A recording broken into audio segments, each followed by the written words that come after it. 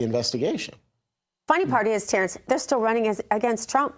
They're still running against Trump. Guess what? He won't be on that ballot. I don't know much, but he's not going to be on that ballot. I don't know who is, but it's not going to be him. Well, my point is, you know, they still have TDS so badly that that's the only thing they can say. It's like just Trump, Trump, Trump, Trump. But what I want to say about that, I'm agreeing with you, actually. And what I'm saying is I think Trump will be on the ballot in 2028. I think the TDS Democrats will continue to put him on the ballot. They'll tie a J.D. Vance, Marco Rubio, whoever you want, some unnamed candidate, to Trump, no matter what. He'll be on the ballot. I don't think it works. No, it's not going to work. I don't think you can run against someone who's not their name is not printed on the ballot. You guys, we're going to be back with you tomorrow. That's what we do know. War Room is up next. Hug your children. Love God. Go boldly. We'll see you tomorrow. See you, Gavin Newsom soiled himself. I didn't want to say it.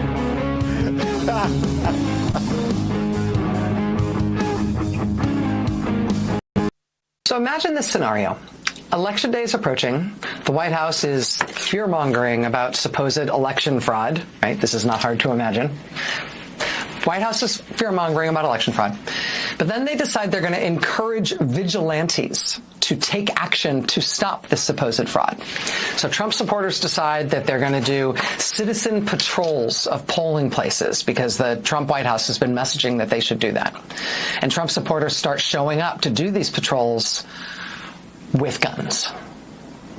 So now we're getting reports of armed vigilantes at polling places and obviously protests against them and probably confrontations with them. In response to those reports, Trump announces that he must keep the peace. He must send armed federal agents to polling places to protect the election. That's one scenario. What would we do in that scenario? Here's another scenario. Some foreign country, say Iran or Russia or China, whoever, some foreign country decides to unleash a wave of AI-generated deep-fake videos of candidates and other people in American politics. And these are fake videos, but they're good. They're good quality, and people don't always recognize that they are fake. These fakes are designed to hurt Democratic candidates and Trump critics. They're designed to confuse voters and muddy the waters in terms of what's going on in the election.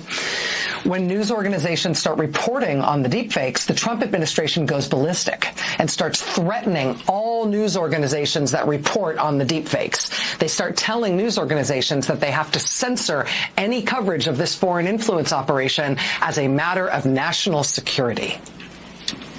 That's a second scenario. What would we do then? Here's a third scenario. Voting's over.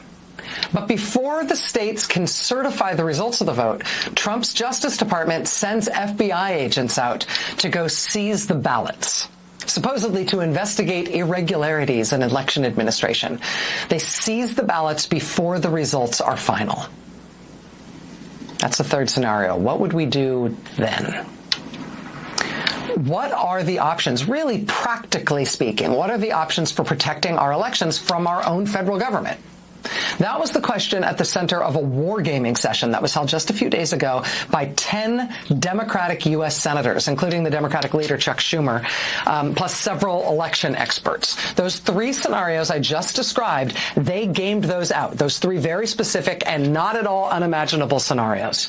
Politico reported that in these tabletop drills, quote, they game planned legal injunctions to bar armed federal agents or armed citizens from voting sites and lawsuits to force the Trump administration to return ballots if they're confiscated in key contests that could decide control of Congress. They also choreographed communication strategies across elected leaders and campaigns and advocacy groups to combat misinformation and disinformation designed to sow distrust in the results. I think, number one, they need to prepare to vote, right? They need to understand that the rules may have changed. The registration may be being challenged. We're seeing Donald Trump do that. And so everyone needs to understand the rules, and they need to have a plan to vote. Even if they voted before, they need to make out a plan about how they're going to vote this time and make sure they are prepared.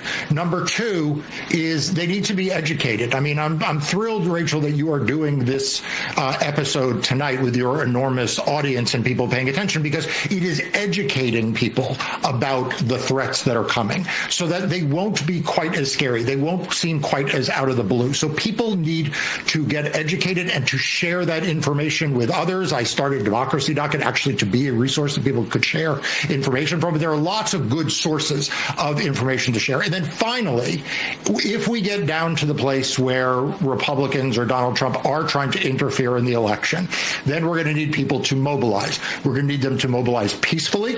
We're going to need them to mobilize within the law, but we're going to need the public to be prepared to be active in protesting any efforts by the Republicans to overturn the will of the voters. Look, the lawyers are going to do a lot of heavy lifting here. The political professionals will do a lot of heavy lifting here, but it is ultimately on the people of the United States to really do their job. And if that happens, I think we'll be fine.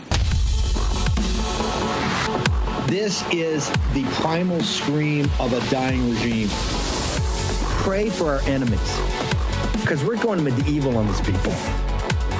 You're just not got a free shot on all these networks lying about the people. The people have had a belly full of it. I know you don't like hearing that. I know you try to do everything in the world to stop that, but you're not going to stop it. It's going to happen. And where do people like that go to share the big lie? MAGA media. I wish in my soul, I wish that any of these people had a conscience. Ask yourself, what is my task and what is my purpose? If that answer is to save my country, this country will be saved. War Room. Here's your host, Stephen K. Bannon.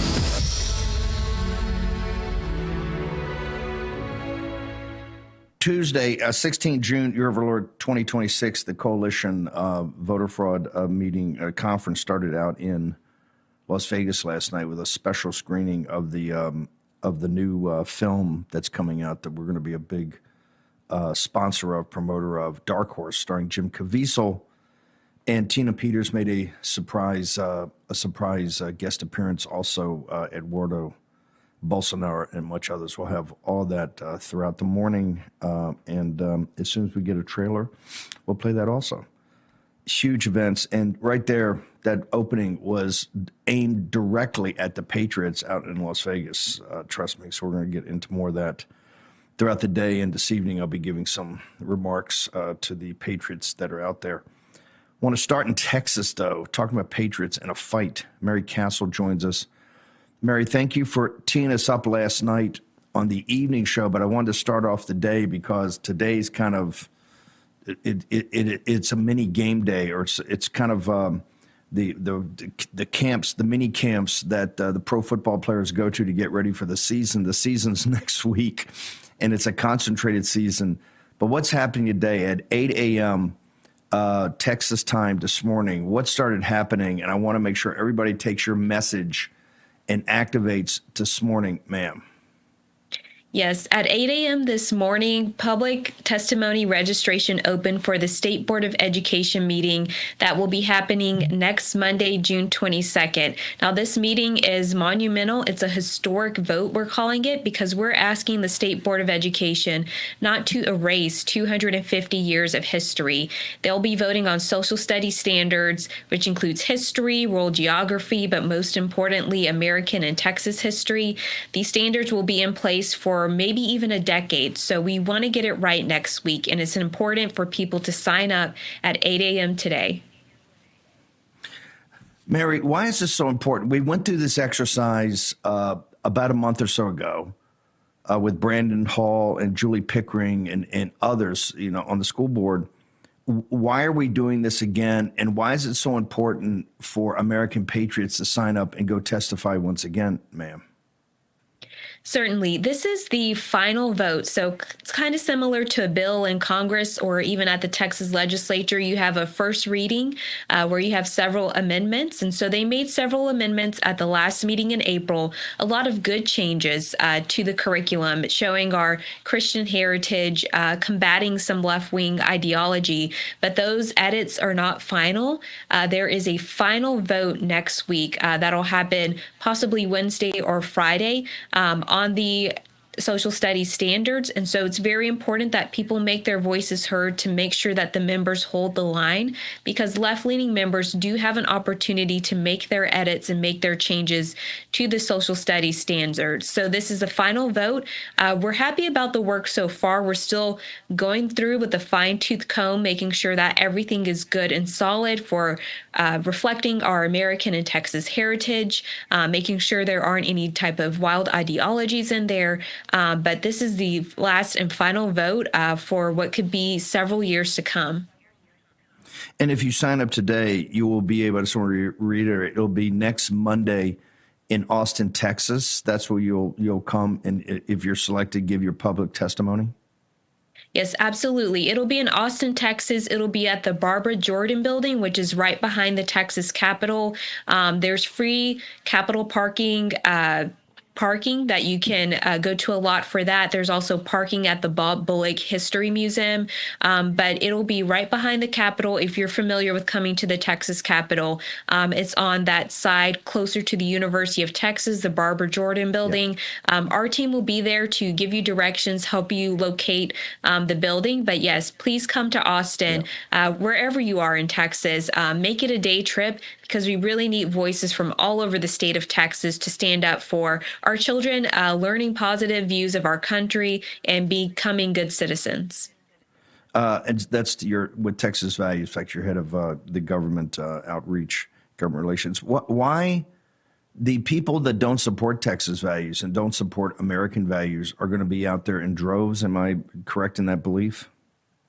Yes, you're correct. There are some left-leaning organizations that they plan for this their whole year, because they believe that they can really change people to see from their point of view early on by really attacking the education and the standards. So a lot of left-leaning groups, one called Texas Freedom Network, you have CARE, you have a lot of left-leaning groups joining in an alliance to combat these standards. They already have their own document saying everything should be redone, everything should be erased. But we at Texas Values, we're going to have our own coalition. We're going to bring around many different groups together to make sure that we stand in solidarity and get our own message out to the press about why children need to learn about American and Texas history to become good citizens, to respect this country, and to be proud of where they come from. And so we'll be able to combat that. But people do need to be aware that if they're not planning to come, they should, because these left-leaning groups, these radical groups,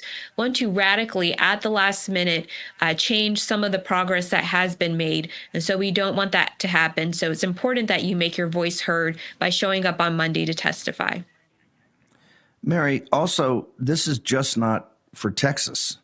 Texas is the tip of the spear here, but what is approved next week, and it'll all happen within a week, the voting and the designation, all of it, will have, I think, impact on at least 20 states throughout the union, ma'am? That's very possible, and that is correct. And that's what we've seen in the past. Texas is one of the largest markets for textbook publishing, and many people don't know that. But a lot of textbook publishers really focus in and hone in on Texas. So after they set these standards, and the standards will set the precedent for the textbooks that are chosen for these history and social studies classes, a lot of other states, if Texas chooses a textbook, they'll choose that textbook as well, because the publisher, if they feel like they can pass a book in Texas, then they'll go and market that. And we have seen, like you said, in 20 other states, maybe even more. So it's very important that we get it right here in Texas, because as they say, as Texas goes, so goes the nation. That's very true of education, and will be very true of the social studies standards and the textbooks that follow. One more time, Mary, right now, it opened at 8 o'clock local time in Texas. Where do people go in the audience that are Texans? Where do they go to sign up? Absolutely. And our team will put up a graphic right now. They go to the State Board of Education website. They look look for the tab that says public testimony, and they sign up. Make sure you sign up for agenda item 2, social studies, on Monday. Now you'll see social studies being discussed all through the week, but you want to make sure you click on to testify social studies agenda item 2 for Monday, because that's really your only chance in order to testify. There will be meetings all throughout the week, but please go to that State Board of Education website, go to public testimony, agenda item 2, and sign up as soon as you can. I know we're at 9 a.m. Central time, but you have until Friday at 5 p.m. So if something happens today, don't get discouraged. Just make sure you at least sign up before 5 p.m. But the time is now. So if you want to get at the top of that list, if you're coming from out of town, out of Austin, you want to make sure you sign up as soon as possible. Mary, social media, what are your coordinates? Where do people get you over this next week, ma'am? Absolutely. Please visit us at our Texas Values Twitter, Facebook, and Instagram at TX Values. Please visit txvalues.org for our blogs, and you can also follow me at Emmy Castle Government Relations on X. Mary, thank you. You're quite a patriot and a warrior. Thank you for doing this. All right. Thank you so much, Steve. These folks are under a lot of pressure down in Texas. It's getting quite ugly down there. What happened to Julie Pickering at the Texas Republican Convention. Birch Gold, they've got a special for a free ounce of silver in what's called a silver round. It's not a coin, it's a round. And with a qualifying purchase, you can get it free. How do you get that qualifying purchase? Take your phone out and text Bannon, Bannon, at 989898. Talk to Philip Patrick and the team about how you have a qualifying purchase for your free 1 ounce silver round.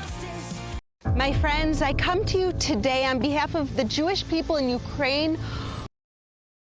Real America's Voice is growing, and now it's all in one place. Introducing the new and improved RAV app, built for access, community, and choice, not paywalls. Here's the key. RAV is still free to watch. No sign-in, no membership required. Your favorite live streams, breaking coverage, and video on demand are all right there. Free, just like always. For the War Room Posse, we have to be a force multiplier on this. We have to stick the landing. In the White House, in the Oval Office, you're crushing it, my friend. And if you want more, the members section is your backstage pass. Get exclusive behind-the-scenes photos and videos, insider moments from the studio and the field, and early access to new content before it goes public. Members can also unlock special experiences like virtual meet and greets, member-only auctions, and select event access, plus commercial-free viewing of certain shows inside the app. It's not just an app, it's a community. Download the RAV app today. Find it in the App Store and Google Play.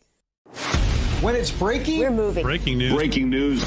News doesn't sleep. At Real America's Voice, we don't get to crash or lose focus. That's why we drink Soldier Fuel to stay ahead of the chaos, because we do this for you.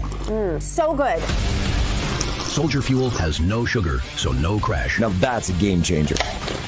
I'm fueled up now. Woo! Used by the U.S. military every day. Now available to you. This is huge. Built by Patriots for Patriots. Now it's time for you to do the Soldier Fuel Challenge. Order Soldier Fuel, film yourself cracking one open, and taking the Soldier Fuel Challenge. Upload your video at soldierfuel.com/challenge, and you'll be entered to win a free shipment of Soldier Fuel. That's what I'm talking about. Your video could also be featured on air. Just scan the QR code on your screen or go to soldierfuel.com/challenge to enter. Drink with the RAV hosts drink. Soldier Fuel. Let's go. My name is Kyle. I'm with Real America's Voice because we can chat with each other, the host, even management. We are the RAV family, and we're better together.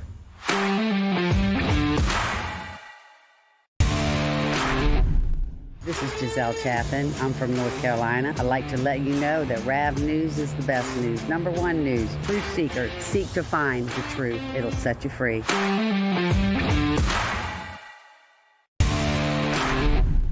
Howdy, RAV fans. It's Warbringer here. Love you all. RAV is the only place to get the truth, and this is the only way we're going to be able to restore our republic. Love you all. See you in the chat.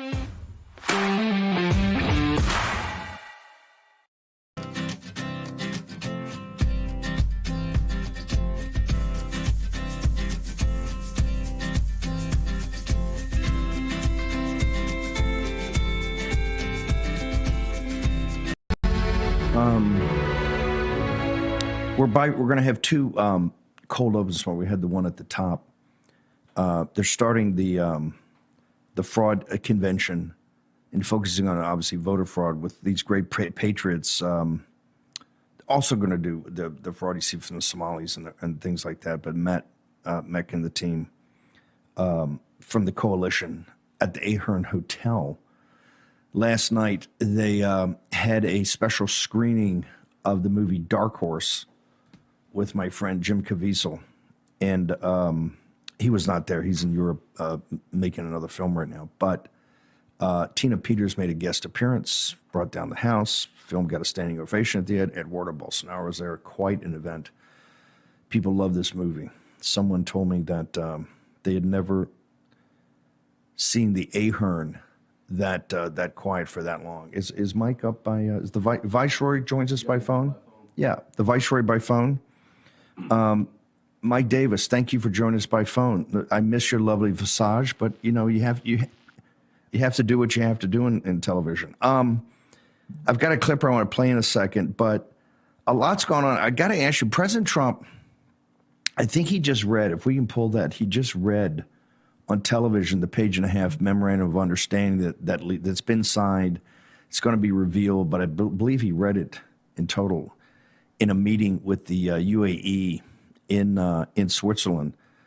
Mike, Lindsey Graham, other people are talking about now they want to review it, and Tel Aviv Levin and others are saying it's a treaty. They got to get involved. The Senate has to get involved. At the same time, the FISA situation, the president's saying, hey, look, FISA's expired. It's not the end of the world, but come back to me. I want to put the Save America Act, attach it, and then we'll talk about getting it passed. And John Thune just went on television this morning and goes, hey, look, FISA's essential to the nation. The Save America Act is not. And I've told the president it's not going to happen, and it's not going to happen. What is your sense? You're a creature of the Senate. What is your sense of what's going on over there, sir? They now want to step into his Article 2 powers as commander-in-chief, as you so brilliantly put and crafted for the 4 years President Trump was out of office, and in the year and a half he's been in office.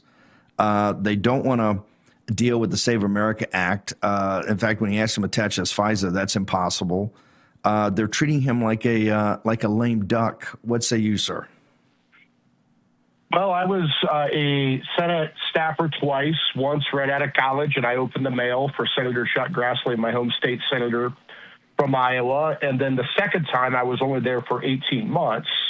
And in that 18 months, as the chief counsel for nominations on the Senate Judiciary Committee, I broke every piece of China in the Senate. And what I learned in that role is that if you exert power in the Senate, senators fold like cheap suits.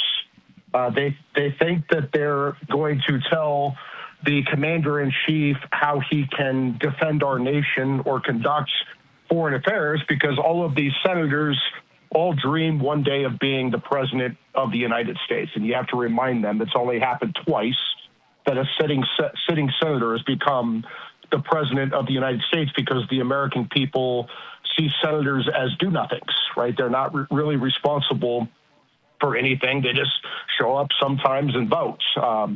Let's look at the Save America Act.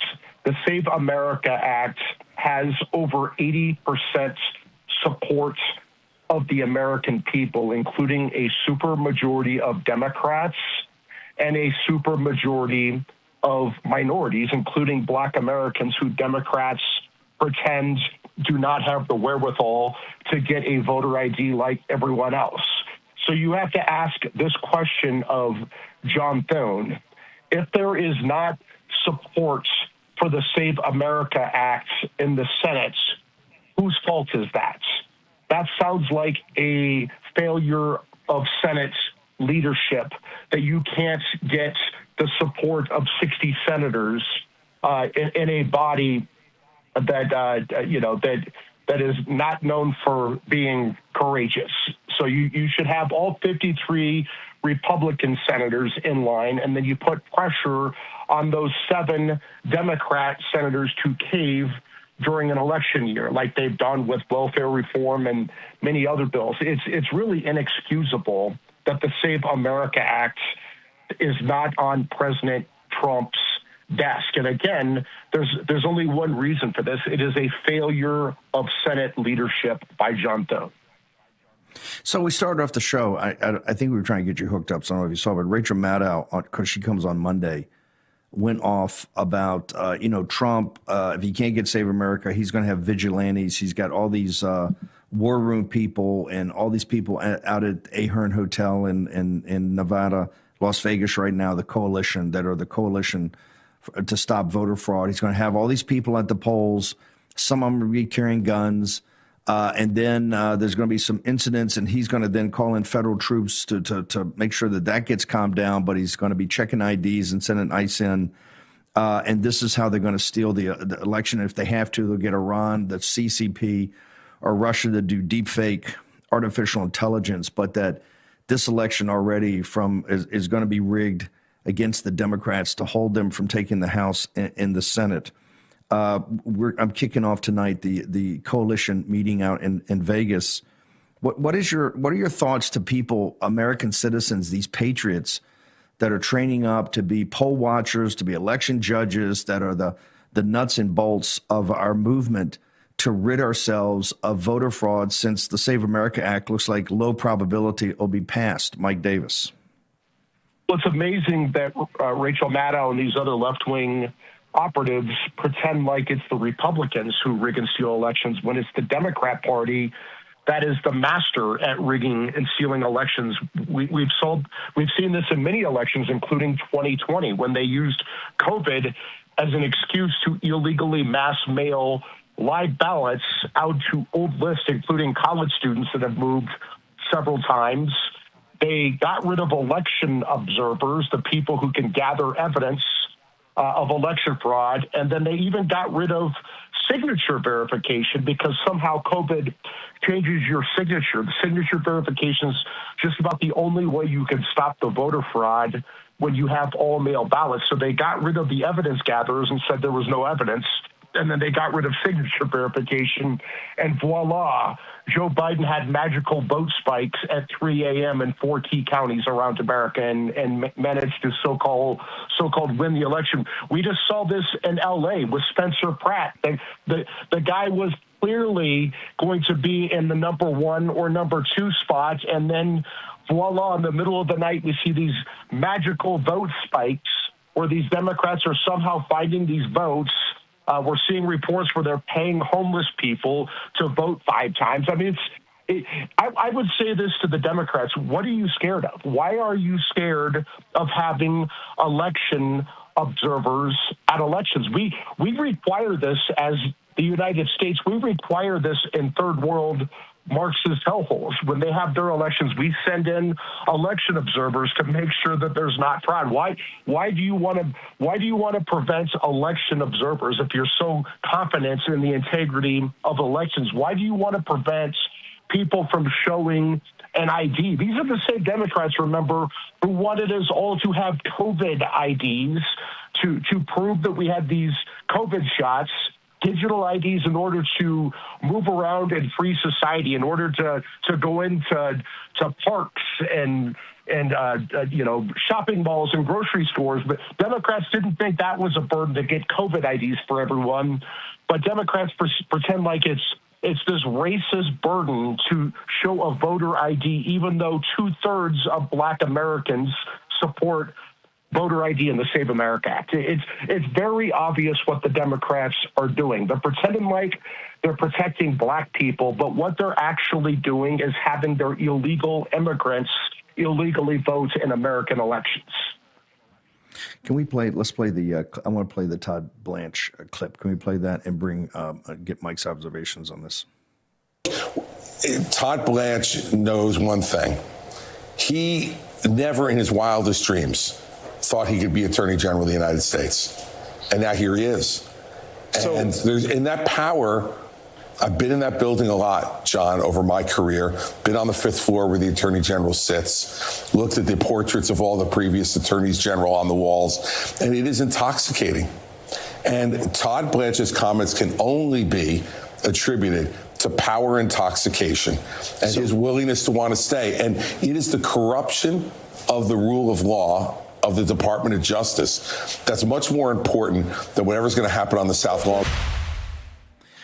We've only got a minute here, and I want to hold you to make sure you get it all out. But give me a starter. Chris Christie right there, all over Todd Blanche on the kickoff day of Todd's, as you know, going around and starting to shake hands and meet senators for his confirmation hearing, sir.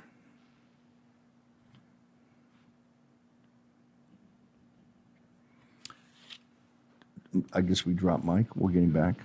Okay, I'll tell you what. Let's go to break. We're going to go to break anyway, and we'll get Mike Davis back up. That's Chris Christie, who, actively, how do I say this, campaigned to be the Attorney General under President Trump in the first term. Thank God we didn't make that mistake. You think things were bad with Bill Barr? It would have been, I think, even a bigger nightmare with Chris Christie. Todd Blanche has kicked off his effort to go to the to be confirmed, just to understand how much they hate President Trump's picks to go in and rattle the cages. Bill Pulte over at DNI, what they did is next Thursday or Friday, they're going to confirm Jay Clayton as DNI, waiving every rule in the Senate, waiving any real security background of his relationships, I don't know, with foreign governments, and Jay Clayton's a good guy, but you should go through a process. Totally waived because they don't want Bill Pulte putting his foot on the floor next Friday where he's supposed to when Tulsi leaves at DNI. Short commercial break. Back in a moment.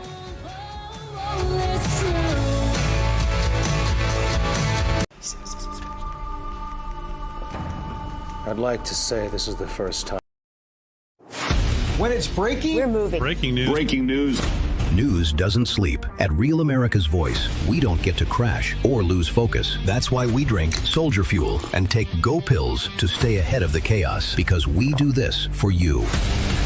Go Pills and Soldier Fuel locked in. Go Pills are packed with neurotransmitter support. Soldier Fuel has no sugar, so no crash. Now that's a game changer. Mic on, lights up. Soldier Fuel keeps me dialed right in. Both are used by the U.S. military every day. Built by Patriots for Patriots. And they're now available to you. This is huge. Scan the QR codes below and order your supply today.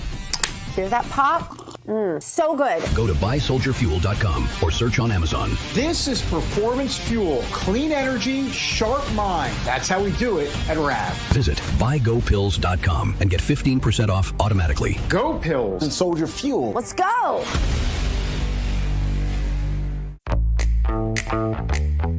Now is the moment to put your brand in front of an engaged, loyal audience through Real America's Voice. When you advertise on Real America's Voice, you're not just running an ad, you're partnering with trusted voices like Steve Bannon, Charlie Kirk, and other influential hosts. Backed by millions of monthly listeners. What's happening? Because of a Real Voice, man. I watch it all the time. Real America's Voice rocks.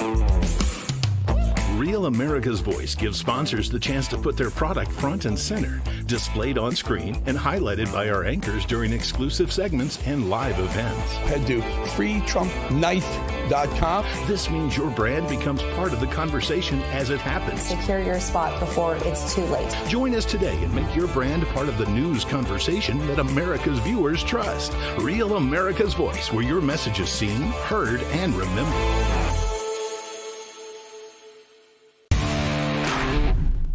Hi, my name's Paul Foyer. I'm Foyer04 in the Getter Chat. I love rap for all the Getter, all the War Room Posse, and all of you guys. Love y'all. Bye.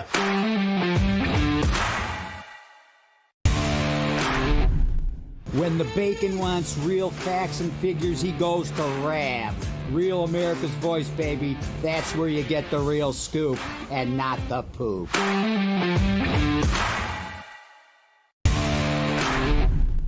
Hey, this is SEAL Team from Missouri.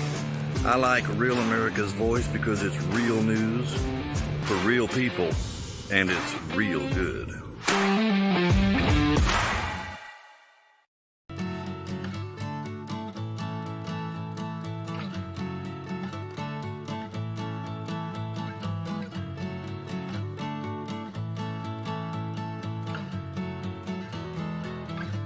Davis back with us. We solved our technical problem. Mike, you've known Todd Blanche. We've all been in the trenches with Todd Blanche. They don't come any better than Todd Blanche, any tougher than Todd Blanche, any more dedicated to the country, the Constitution, and or the president than Todd Blanche.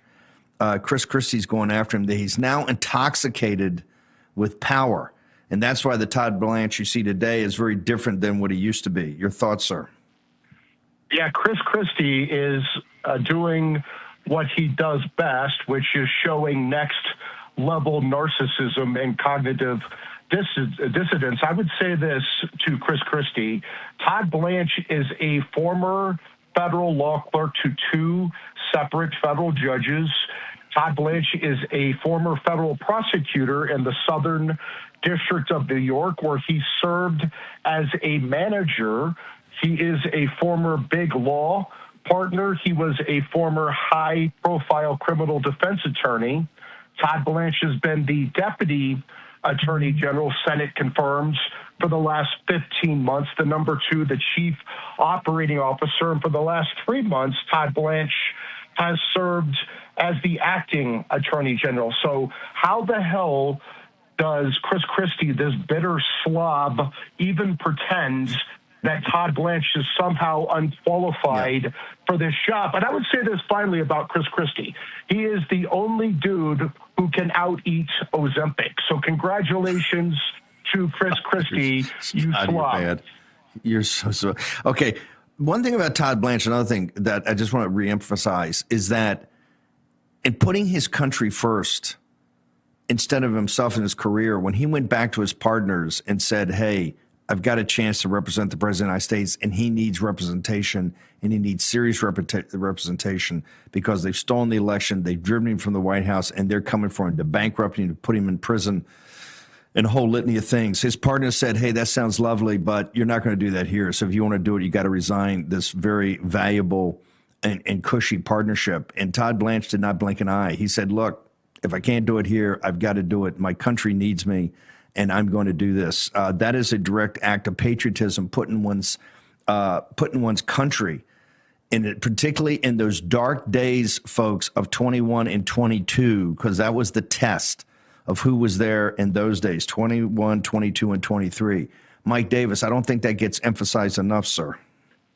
Yeah, Todd Blanche put everything on the line. He was making millions of dollars finally after many years of public service at a big New York law firm, and he gave all that up. He ran to President Trump at President Trump's lowest point during the lawfare against President Trump, the Democrat lawfare, the unprecedented Republican-ending lawfare, after the Mar-a-Lago raid, when every attorney who ran to Trump was getting destroyed, was getting disbarred by Project 65, another Democrat. Look, Todd Blanche knows this full well, that if President Trump would have lost in 2024, the Democrats would have went after Todd Blanche. They would have destroyed him. Amen. They would have bankrupted him. They would have disbarred him. They probably would have put him in jail. But now guess what? Todd Blanche is the acting attorney general, and he's going to be the attorney general with the help of the Article 3 project and the War Room Posse lighting up both of our home state senators at our action page at Article3project.org, and letting both our Democrat and Republican senators know we're watching. They're not going to wimp out on this. These Republicans who just voted unanimously, 53 of them, to confirm Todd Blanche as the number 2 15 months ago, there's no reason they can't vote to confirm him as the attorney general now, and we're going to make damn sure that happens at the Article 3 project with the War Room Posse. Mike, give your social media to your coordinates there, and we'll send over to Article 3 today. What's the social media coordinates? So MRDDMIA is my fiery social media personal, but it's article3project.org, article number 3project.org. Donate, but only what you can afford. Follow us on social media. But again, the War Room Posse superpower, action, action, action. We need to go to the Todd Blanche for Attorney General action item right now. Do 2 pass-through phone calls to each of your home state senators. Hit them up on social media. Shoot 2 emails to them. We could do that in about 5 minutes.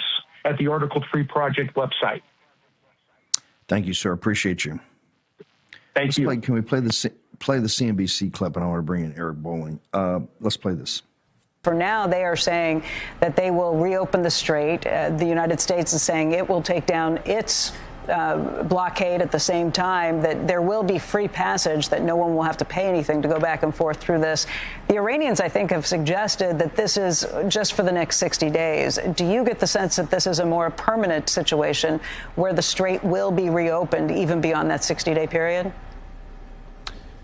Well, our expectation is that the strait is going to be opened in a toll-free way for the long term, and that's the sort of thing that we're going to figure out in these technical negotiations. You know, there are a lot of very important details to figure out that we're actually going to sit at the table and discuss together and figure out a path forward on these details.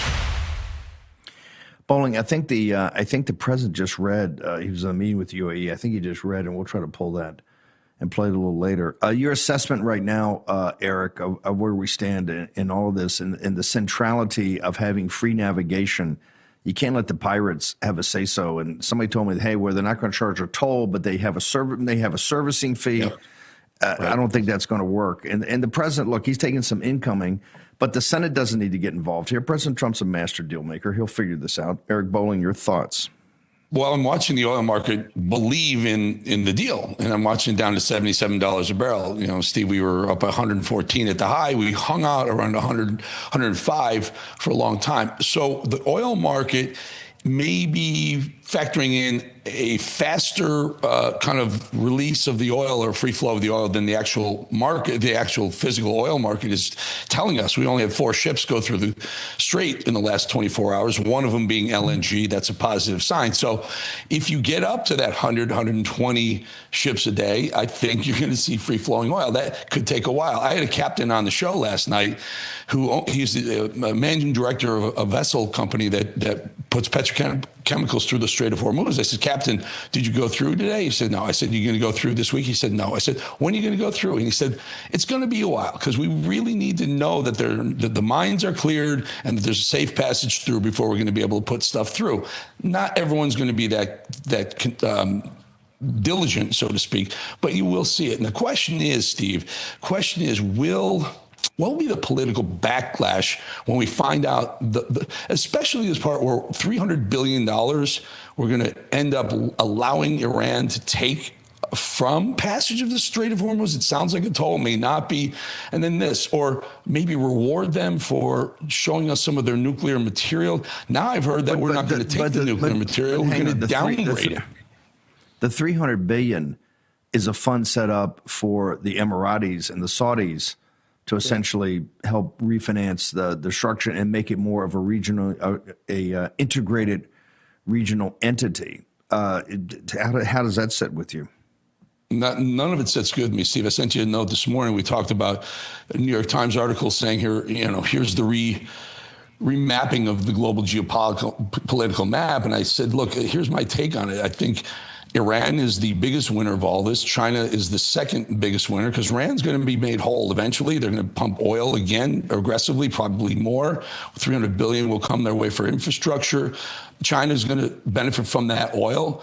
Neutral, I would say Europe is neutral. I'd say the biggest, I hate to say this, in this deal, the biggest loser is the United States and India. I mean, we were the ones who paid high oil prices. Gasoline prices are still $4.10 a gallon, and probably our inflation is ripping because of it. We won't be able to move interest rates down. So I think we spent the money on the war. I don't see any recovery from that. So in essence, I think we lost the most here. India lost because they didn't get the oil this whole time. Their economy was shrinking because of the oil price.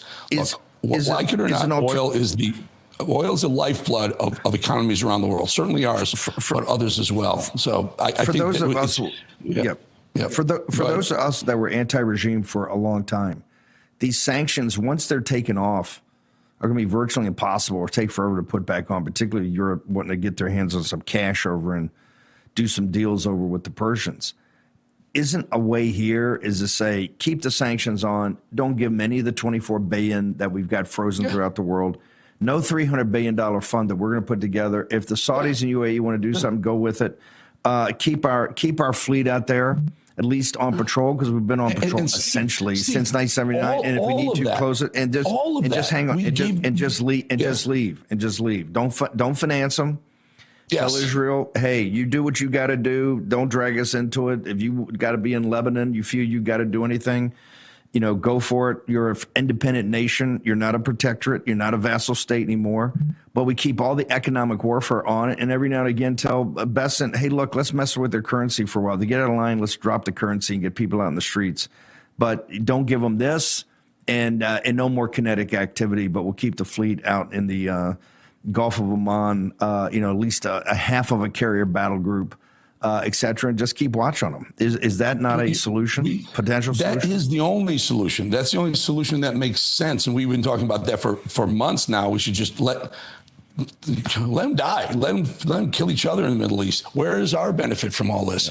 This idea that regime change was going to happen, it didn't. That we're going to get the nuclear enriched uranium, we're not getting it. How's this? In part of this deal, I believe I read that there's up to a 30-year moratorium to try and get the Iranians to negotiate on another uranium deal. They're going to take the money. They're going to take the money we give them, allow them to have. They're going to take everything you just said they're going to do. And where are we? What did we walk away from this with? I thought we were going to walk away with they're not going to be able to deliver a nuke again. I watched General Keane last night on Hannity tell us that's BS. They're going to start their nuclear program. Well, General Keane on Saturday after it's signed. General Keane is I love General Keane. I know him, but he's a stock player in the. If you have to go to the ultimate kinetic, I mean, he's one step down from our own Captain Fennell, right? Captain Fennell's the naval version of Jack Keane. Jack Keane wants to go back in now. What are you talking about? Carg Island, let's take it. So correct. I love Keane. I don't know if he's okay. Well, Keane's answer was, "We'll go back kinetically. We'll go wipe them out kinetically." Yeah. My answer, like yours, I think you just said, let's just get the hell out. Yeah. Let them. You want to deal with your Mideast garbage? Go ahead, do it. We don't have. Yeah. It's not that effective, Steve. The answer to all this is become oil. Not independent, oil dominant. We could dominate the global oil market by producing what we would be the swing producer. You don't like someone's not playing nice with you? Yeah. Pull back your oil. We would be the swing producer for oil the way Saudi has been for the past 40 years. Full spectrum energy dominance. I know you got to bounce. You got other things you're going to record today. We'll see you at 4 o'clock. Hopefully work out the technical issues. I can do a transition with you, sir. Looking forward. Eric Bowling. Appreciate you. If the Senate wants to get involved, everyone wants to get involved in this deal, if it gets too complicated, because it's I think a page and a half memorandum of understanding. It's already been signed. I think President Trump responding to people saying, hey, how come it's not released? I believe he just read it out loud in a meeting with the UAE. Neil McCabe's telling me that. We're going to get Sam Faddis up here. We're going to check it all out. My thing is that, hey, you don't need a signed piece of paper. You got sanctions. You got their $24 billion in cash. You tell the Saudis you want to do $300 billion, go for it, keep us out of it, and you keep part of the fleet out there on patrol, between there and the Straits of Taiwan, and you can lock it down at any time. And you tell them they got to open up the Straits of Hormuz, but let the Arabs work with them on that. And Israel, you go do what you feel you got to do. You're an independent nation. If you got to get it on with Hezbollah in Lebanon, you go get it on with Hezbollah in Lebanon. That's your call. You're a free nation, independent nation, not a protectorate, not a vassal state. Everybody hates Beth. She eats all the food she loves and stays slim. Kim starves herself. When it's breaking, we're moving. Breaking news. Breaking news. News doesn't sleep. At Real America's Voice, we don't get to crash or lose focus. That's why we drink Soldier Fuel and take Go Pills to stay ahead of the chaos, because we do this for you. Go Pills and Soldier Fuel locked in. Go Pills are packed with neurotransmitter support. Soldier Fuel has no sugar, so no crash. Now that's a game changer. Mic on, lights up. Soldier Fuel keeps me dialed right in. Both are used by the U.S. military every day. Built by Patriots for Patriots. And they're now available to you. This is huge. Scan the QR codes below and order your supply today. Hear that pop? So good. Go to buysoldierfuel.com or search on Amazon. This is performance fuel. Clean energy, sharp mind. That's how we do it at RAV. Visit buygopills.com and get 15% off automatically. Go Pills and Soldier Fuel. Let's go.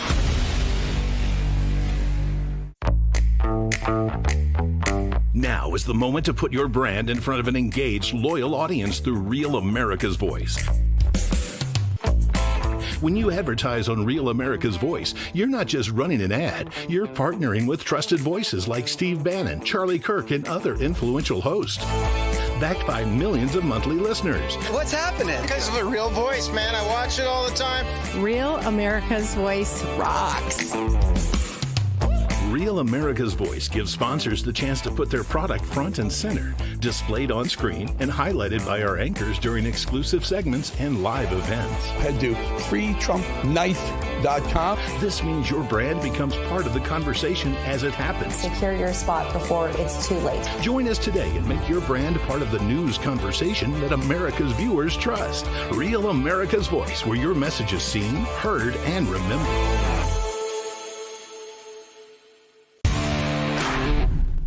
Hi, my name's Paul Poyer. I'm Poyer04 in the Getter Chat. I love rap for all the Getter, all the War Room Posse, and all of you guys. Love y'all. Bye.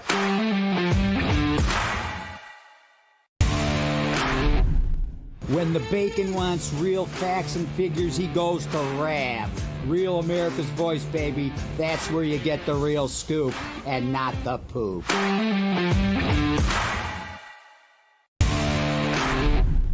Hey, this is SEAL Team from Missouri. I like Real America's Voice because it's real news for real people, and it's real good.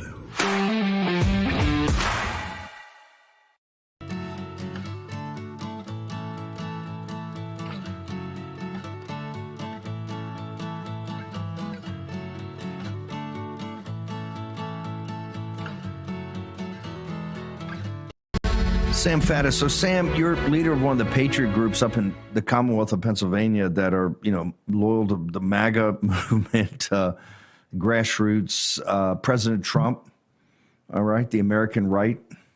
You've also, your professional career, you dedicated a big hunk of your defense of this nation in country or in territory with the Persians, and you're a supporter of the president. Your assessment of where we stand. Is it a good thing to allow the Persians to get cash money? Is that, I'm just throwing it out there. Is it ever good to allow those guys to get their hands on cash, sir? No, I suspect somewhere in Greece, chiseled on a wall in ancient Greek, it says, don't ever give money to the Persians because bad things will happen. Look, one way or the other, obviously I'm like everybody else. I'm trying to figure out what are the exact terms of this memorandum of understanding. But my best assessment, having read multiple sources, a whole boatload of money is going to the Iranians. They're not going to build child care centers with it. They're not going to, pass out baby formula. Every dollar you hand to them, they're going to put to use setting the world on fire. And their press, every press outlet in Iran, it's party time. They are celebrating their victory over us and having established dominance. So they're not interested in moving on, getting along. This is not over. They are emboldened, and now they're going to be awash in cash. That is a really bad combo. The sanctions, so we've got an international consortium, and we haven't enforced it as much as we could enforce it, but we do have a structure that has choked them down a bit in the sanctions program. We do have, I think, at least $24 billion, I hear $100 billion, of their cash money that we've held back. We've now put our quote-unquote allies in the Persian Gulf on notice. They can't keep using the financial institutions backdoor, particularly in Dubai, to help them money launder. And we haven't agreed to any American money going into any $300 billion reconstruction project. I just say, hey, we don't need a signed deal. Trita Parsi said you're never going to get that one anyway. That's not how the Persians work, or they'll drag it out for years. If Israel's going to do their own thing, and there's voices you see in Israel today saying we got to be independent, we can't be dependent upon the United States to call the shots here. The strategic interests are divergent, regardless of what Tel Aviv, Levin, and Ben Shapiro and these guys say. The Israelis know that. Let them go do their thing. And, one of the things here is just, keep the fleet there, but, downsize it. But don't lift. If you lift the sanctions, because the Europeans are dying to get over there and start making money, right? And still wanting us to defend them. So keep the sanctions, because if you lose that, you'll never get it. It'll take forever to get it back. And don't give them the $24 billion of cash, or leading to the $100 billion of cash. And if the Saudis and these guys want to go and make reparations and rebuild the place, if they want to make it regionally, economically integrated, which I think would be a great thing, that's up to them. We shouldn't have anything to do with that. That just gets us in there like a Marshall Plan, where maybe we're not writing the check, but we're somehow an administrator or calling the shots.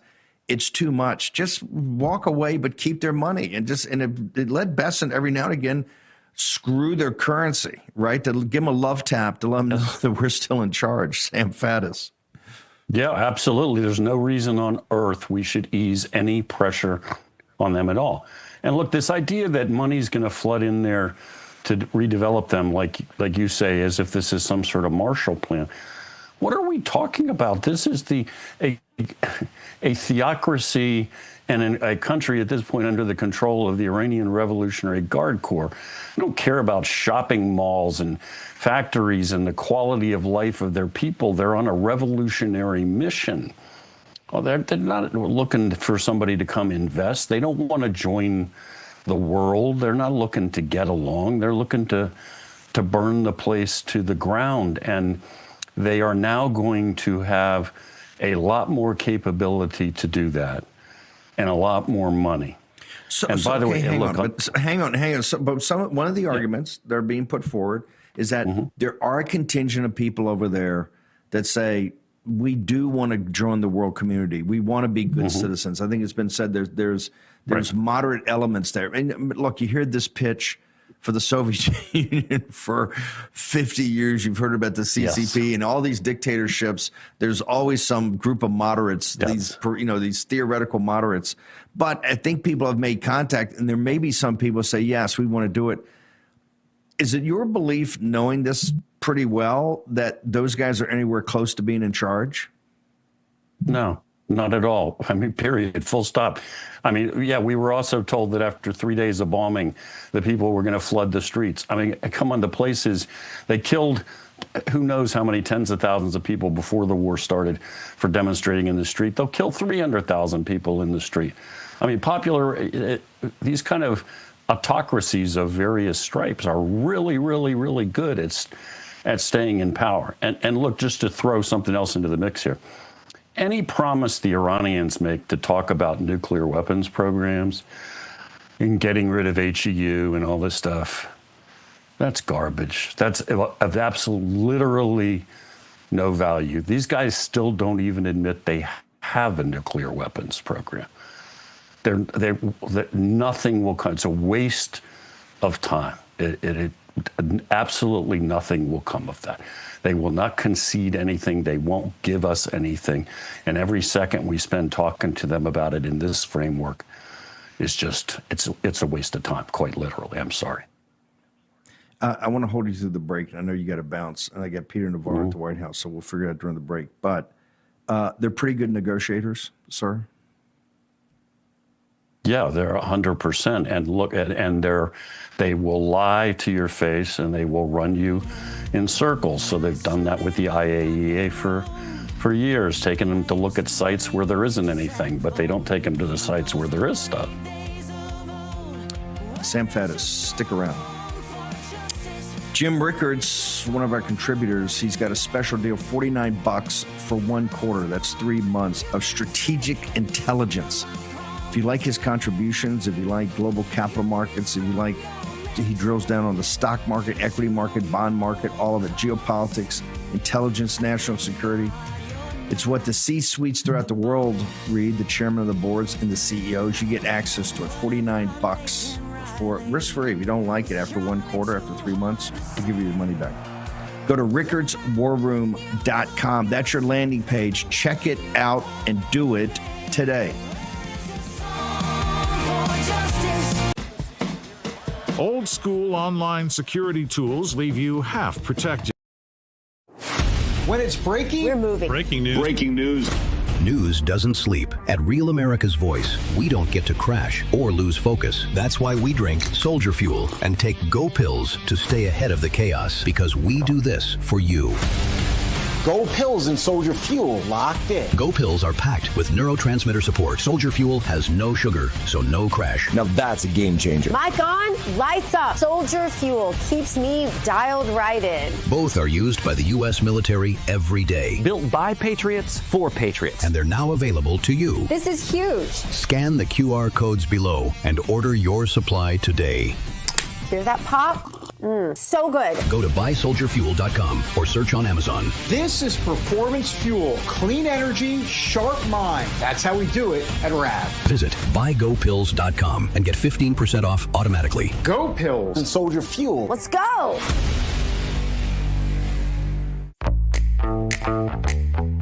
Now is the moment to put your brand in front of an engaged, loyal audience through Real America's Voice. When you advertise on Real America's Voice, you're not just running an ad, you're partnering with trusted voices like Steve Bannon, Charlie Kirk, and other influential hosts. Backed by millions of monthly listeners. What's happening? Because of the Real Voice, man. I watch it all the time. Real America's Voice rocks. Real America's Voice gives sponsors the chance to put their product front and center, displayed on screen and highlighted by our anchors during exclusive segments and live events. Head to freetrumpknife.com. This means your brand becomes part of the conversation as it happens. Secure your spot before it's too late. Join us today and make your brand part of the news conversation that America's viewers trust. Real America's Voice, where your message is seen, heard, and remembered. Of a dying regime. Pray for our enemies, because we're going medieval on these people. You're not got a free shot on all these networks lying about the people. The people have had a belly full of it.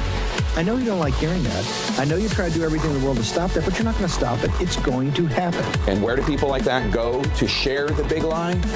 MAGA media. I wish in my soul, I wish that any of these people had a conscience.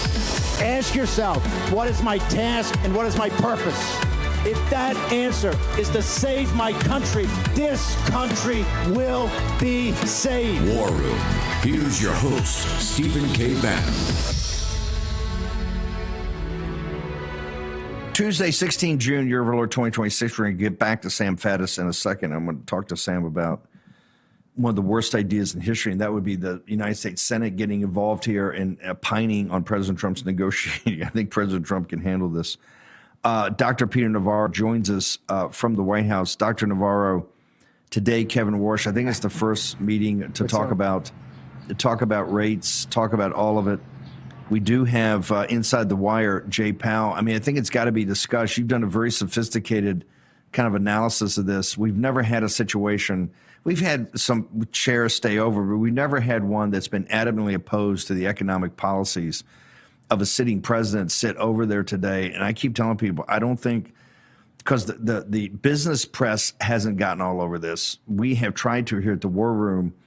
This is a potential recipe for disaster, particularly given where the economy is right now. What are your thoughts about this? Because I think Powell's a guy that's going to make a big deal about raising rates, sir. All right, here's the run of show, Steve. It's a 2-day meet, starts today and goes tomorrow. The conventional wisdom is tomorrow is the big day because they'll announce what their rate policy is. They'll do the quarterly dot plot, which is kind of cool. It's when each board member kind of does their own projection over time as to what interest rates are going to be. So that kind of gives you a thoughts about what the board is thinking. But for me, the real action is in the closed door meeting today when Warsh sits down for the first time, looks around the room, and sees 4 out of the 7, including him, who are going to make decisions on this, hostile, with an exclamation point. Jay Powell, you're right, Steve.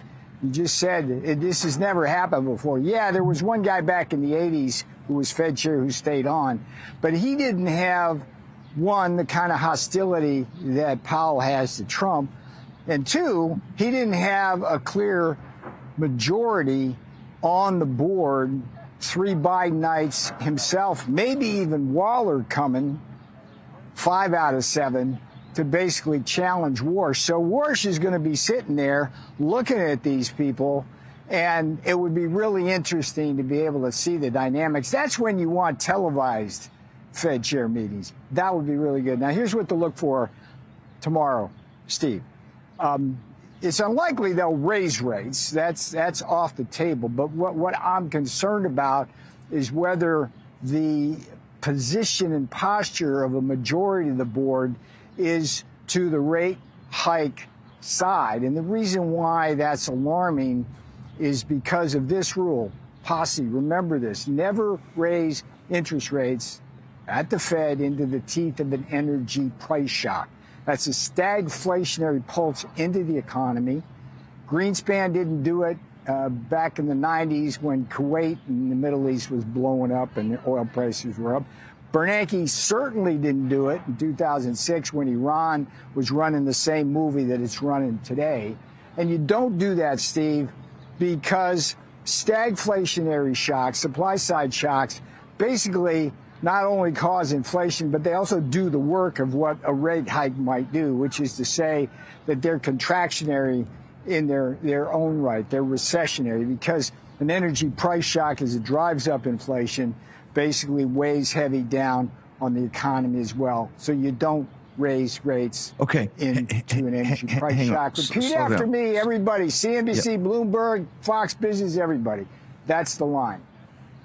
Okay, I want to just hit rewind for a second. Jim Rickards agrees with you. So 2 of the major contributors here at the War Room, Dr. Peter Navarre, our longstanding co-host, economic advisor, general financial guru with that PhD from Harvard, and Jim Rickards both say the same thing. So just give me a minute capsule, because CNBC, Bloomberg, every expert they've got on there, they ought to be raising rates, are setting the predicate to raise rates next meeting.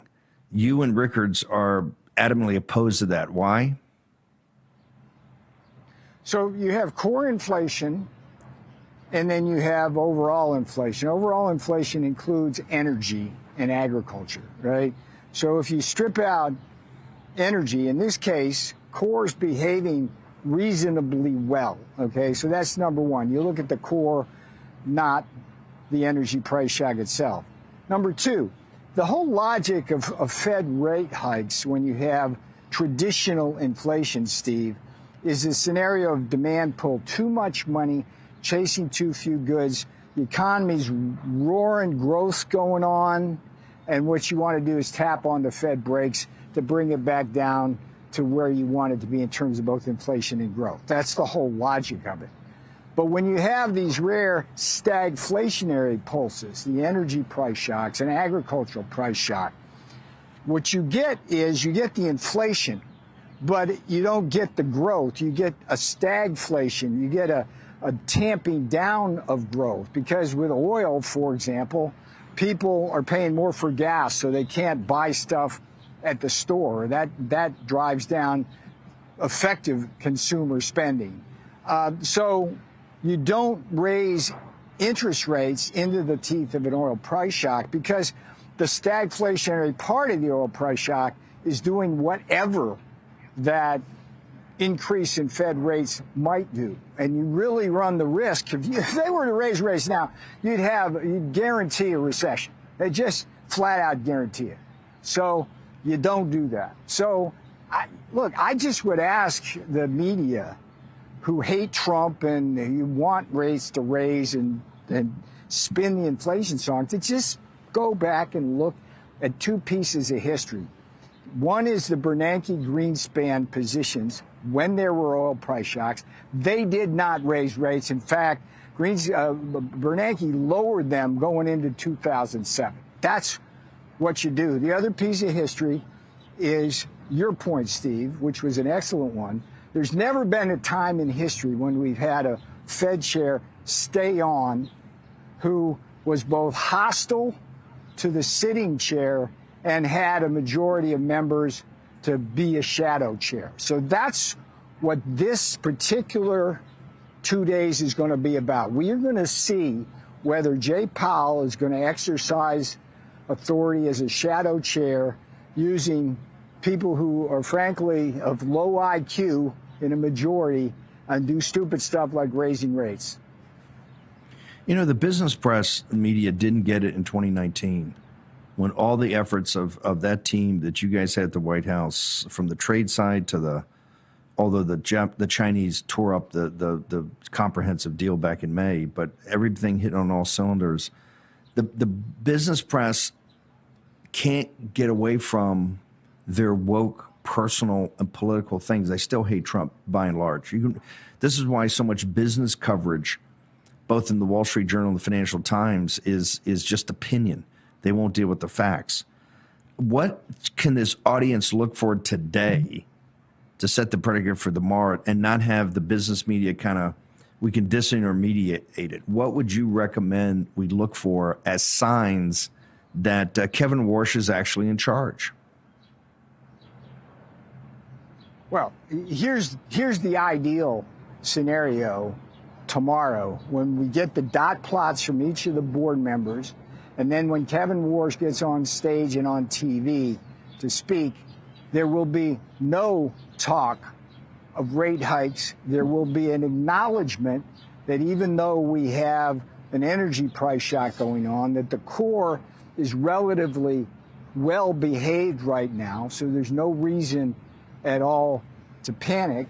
And there should be some talk about rate cuts because we are still 50 to 75 basis points, maybe 100, too high relative to where everything else is in the world. And we, as a country, are best positioned to absorb this energy price shock because we are energy independent from the world.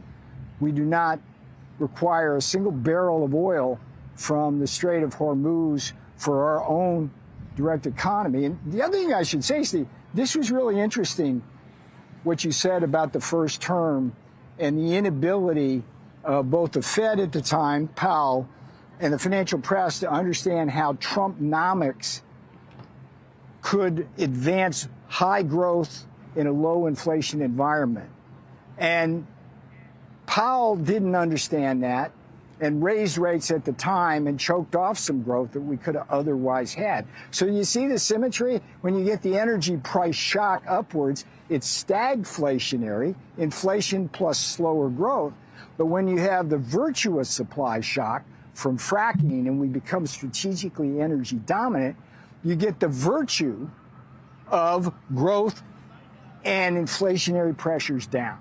So these are, look, the financial press should understand this. If CNN doesn't understand it, I get it. Jake Tapper's going to do his thing. But Bloomberg, Fox Business, CNBC, they should get it, the Wall Street Journal. So if they're not getting it, then we've got politics creeping in, I think, to the coverage. Where do people go? You're putting up great content all the time. Clips, videos, editorials, op-eds, all of it. I want to make sure that we're dialed in and people get the flow because you have been with the president for a long time. I think in 2014 or 15 of the campaign. So we're going into your 11th or 12th year. And you've been not just loyal to the president, you've been a great economic barometer in your thinking of where the president's thinking. So where do people go now to make sure they get access to all your thinking while you're at the White House, sir? Yeah, I got there in the Trump campaign just before this genius, Stephen K. Bannon, came in and turned things around. And that was a lot of fun. You, me, and Bossy had up there, brother. PeterNavarro.com, PeterNavarro.com. That'll get you to X, it'll get you to Getter, it'll get you to Truth Social, Instagram, and my Substack, which has everything on it as well. The videos are really important. If you don't do anything else, go to my X feed. I'm doing these 60-second videos that people really like that handicap the economic data. I'm trying to way out Cortez, man. We were in the 22nd century, and Steve's still working on his chalkboard. He does great work, but these videos are a lot of fun. Your events. Before you go, I just want to say thank you. You know, the president, I keep telling everybody, he's got the weight of the world on his shoulders. And what he needs is people pitching in to take things and say, I'll get this done, and et cetera. And I think that's where you excel. You're always there to say, let me take this. And so, like, President whipping votes in certain states for, like, redistricting or all this stuff, he's there on the world stage today at the G7. You know it's hard, how hard it is. Then he goes to NATO. He's trying to wrap this war up and negotiate. And, Peter, I think from the entire audience, our appreciation for how you are a guy that every day comes to work, and not just, hey, for my country, but what can I do for the president to take the burden off him? And I think it speaks a lot about your character, sir. As we know, you're a fighter, sir. Admiral, you were doing the Lord's work, getting truth out to power. And November, you see it, I see it. Signal not noise, brother. You take care. Appreciate your work. Signal not noise. Thank you, Dr. Peter Navarro. We're going to take a short commercial break. Sam Fez is going to come back. We've got Terry Schilling also. We're going to talk about the culture. Our sponsors are coming forward and giving you one-time good free deals with no obligation and no cost. Chapter. If you're of that age about Medicare, and many of you are, and I know it hurts your brain to even think about it, test your soul, go to Chapter. It's a data company. They've got all the information. 845 War Room. You get a totally free assessment of where you stand with Medicare. That's Chapter at 845 War Room, a hotline for the War Room posse. Take advantage of it. It's totally free, no obligation.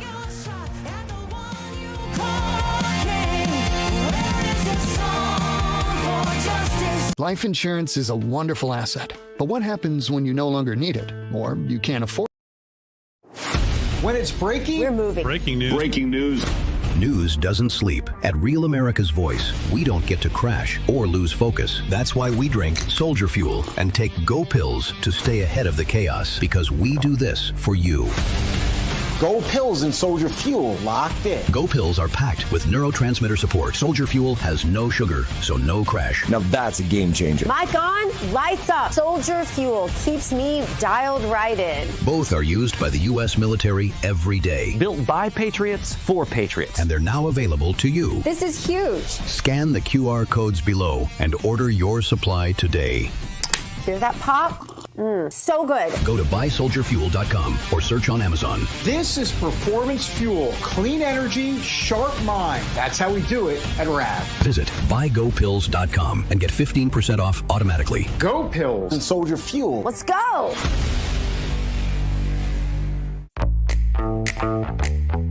Now is the moment to put your brand in front of an engaged, loyal audience through Real America's Voice. When you advertise on Real America's Voice, you're not just running an ad, you're partnering with trusted voices like Steve Bannon, Charlie Kirk, and other influential hosts. Backed by millions of monthly listeners. What's happening? Because of the Real Voice, man. I watch it all the time. Real America's Voice rocks. Real America's Voice gives sponsors the chance to put their product front and center, displayed on screen and highlighted by our anchors during exclusive segments and live events. Head to freetrumpknife.com. This means your brand becomes part of the conversation as it happens. Secure your spot before it's too late. Join us today and make your brand part of the news conversation that America's viewers trust. Real America's Voice, where your message is seen, heard, and remembered.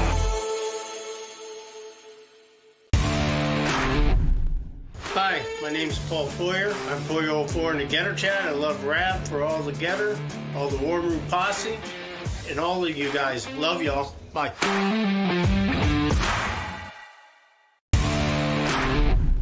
When the bacon wants real facts and figures, he goes to RAB.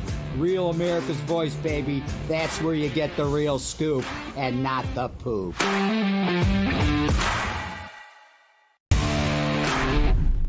Hey, this is SEAL Team from Missouri. I like Real America's Voice because it's real news for real people, and it's real good.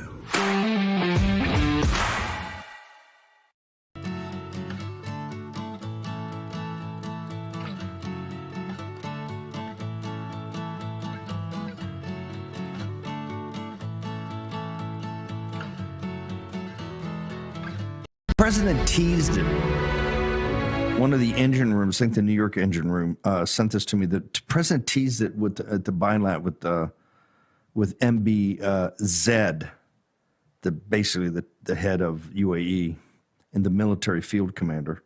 But the president said didn't actually read it. He says, "I'll not only release the MOU, I'll probably have a press conference and read it to you word by word so that the press covers it accurately." Pretty good. President of the United States. He's got that burden on him. Sam, your advice to the president in going through these uncharted and difficult waters that he's going through right now, sir.